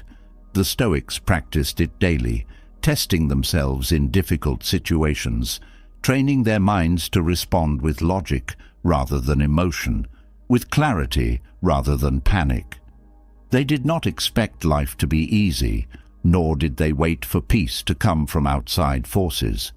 They built it within themselves, ensuring that no matter what happened, their inner world remained unaffected.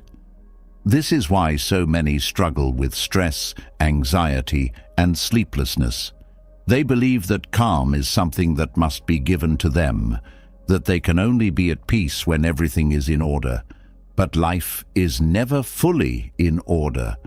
There will always be uncertainty. There will always be unexpected challenges. There will always be something that could cause distress. The person who depends on external stability for their inner peace will never truly be in control. They will always be reactive, always affected, always waiting for conditions to improve before they allow themselves to feel calm. The Stoics rejected this approach entirely. They saw that emotional mastery was the only way to guarantee peace, that the ability to remain composed in any situation was the true source of strength. They did not allow emotions to control them. They mastered their responses, ensuring that nothing could shake them, that no external event could pull them away from their center. This did not mean they ignored their emotions. It meant they refused to be ruled by them. This level of control over the mind directly affects sleep. A person whose mind is constantly in turmoil, constantly reacting to problems, constantly unable to settle, will struggle to rest. Their body may be exhausted, but their mind will not allow them to relax. They will lie in bed replaying conversations, predicting worst-case scenarios, cycling through frustrations, unable to let go of the day. This is not because they do not need sleep. It is because their mind has never been trained to slow down, to detach, to remain still even in the face of unresolved concerns. A person who has built an unshakable mindset does not experience this battle. They may face the same problems, the same challenges, the same uncertainties, but they do not allow them to take control. They recognize that stress is not in the event itself. It is in how the mind chooses to respond. They train themselves to let go of what does not need to be carried, to release the things that cannot be controlled, to separate what is essential from what is unnecessary. And because of this, they sleep deeply, without disturbance, without overthinking, without the weight of a chaotic mind preventing them from resting. Emotional mastery is not about denying emotions. It is about understanding them, about knowing when they serve a purpose and when they do not. Many people hold on to stress because they believe it is useful, that by worrying, by over-analyzing, by keeping their minds active, they are somehow preparing themselves for the future. But worry is not preparation. Fear is not strategy. Overthinking does not solve problems. It only exhausts the mind and weakens the body. The Stoics knew this, which is why they trained themselves to act when action was needed and release when nothing could be done. They did not waste energy on things that were out of their hands. They focused on what was within their power and let go of the rest. This is the connection between emotional mastery and restful sleep. A person who has trained themselves to remain steady, to detach from unnecessary stress, to accept what they cannot change, will always find rest easier than the person who is still trapped in reactivity. Their mind is not battling itself. Their body is not in a constant state of tension. Their nervous system is not engaged in a fight that does not need to happen. They have developed the skill of releasing the day fully, ensuring that when it is time to rest, they do so completely, without resistance. The reason so many people struggle to achieve this is because they have never trained themselves in the art of stillness. They have never been taught how to step back from their emotions, how to pause before reacting, how to maintain control over their internal state, regardless of external events. The mind, left untrained, will always chase thoughts, will always seek stimulation, will always hold on to unnecessary worries. This is why stillness must be cultivated, just as strength is cultivated, just as endurance is built through repetition and effort. A person who has not yet mastered this will always experience life as chaotic. They will always feel as though they are being pulled in 1,000 directions, unable to find calm, unable to settle, unable to rest. But the person who has trained their mind in Stoic discipline does not experience this. They move through the same world, yet they remain unaffected. They face the same difficulties, yet they remain composed. They experience the same hardships, yet they do not allow those hardships to take control of their thoughts, their emotions, or their ability to live with clarity. This is the ultimate freedom, not the absence of chaos, but the ability to remain calm within it, not the elimination of stress, but the refusal to let stress dictate one's internal state, not the control of external events, but the mastery of one's own mind, ensuring that no matter what happens, sleep comes easily, rest is undisturbed, and the mind remains in complete command of itself. A person who has built an unshakable mindset does not rely on the world to be calm.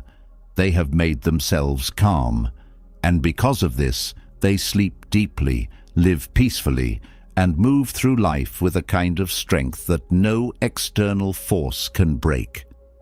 A mind trained in discipline, gratitude, and inner stillness does not fear the night. It does not carry the weight of the day into the quiet hours. It does not spiral into restless thought, nor does it resist sleep as if it were an enemy. Instead, it releases. It recognizes that every day has its battles, but none of them belong in the sacred space of rest. This is the mindset that leads to deep, unshakable peace, the kind that is not dependent on circumstances, but built through practice, through choice, through a way of living that is both intentional and free. The Stoics understood that true control is not about forcing the world to conform to personal desires. It is about mastering oneself, ensuring that no matter what happens, the mind remains steady, the heart remains light, and the spirit remains untangled from unnecessary suffering. Sleep is not just a function of the body, it is a reflection of the mind. A mind that is at war with itself will struggle to rest, but a mind that has been trained in stillness will drift into sleep as naturally as the sun sets, effortless, unshaken, at peace. By integrating these lessons, releasing control, practicing gratitude, balancing effort with rest, mastering emotional detachment, and embracing the unpredictability of life, you create a foundation for a life that is not just well-rested, but deeply fulfilled. The practice of Stoicism does not remove difficulty from life, but it removes the unnecessary suffering created by resistance, by attachment, by fear. You cannot control what happens, but you can control how you respond. And when that response is built on wisdom, clarity, and discipline, peace is inevitable. So now the question is yours to answer. What lesson resonated with you the most? What is the one Stoic principle that you know will change your nights, your mornings, and your entire way of engaging with life? Drop it in the comments below and share your perspective. Your insight might be the one that helps someone else break free from sleepless nights and restless thoughts. If you found value in this, don't just keep it to yourself. Subscribe to the channel and be part of this growing community of people dedicated to mastering their minds, their emotions, and their lives. There's always another level of wisdom to uncover, another perspective to sharpen, another lesson to embody. Turn on notifications so you never miss what comes next. And until then, sleep deeply, live wisely, and walk through life with the strength of someone who no longer fights what they cannot control.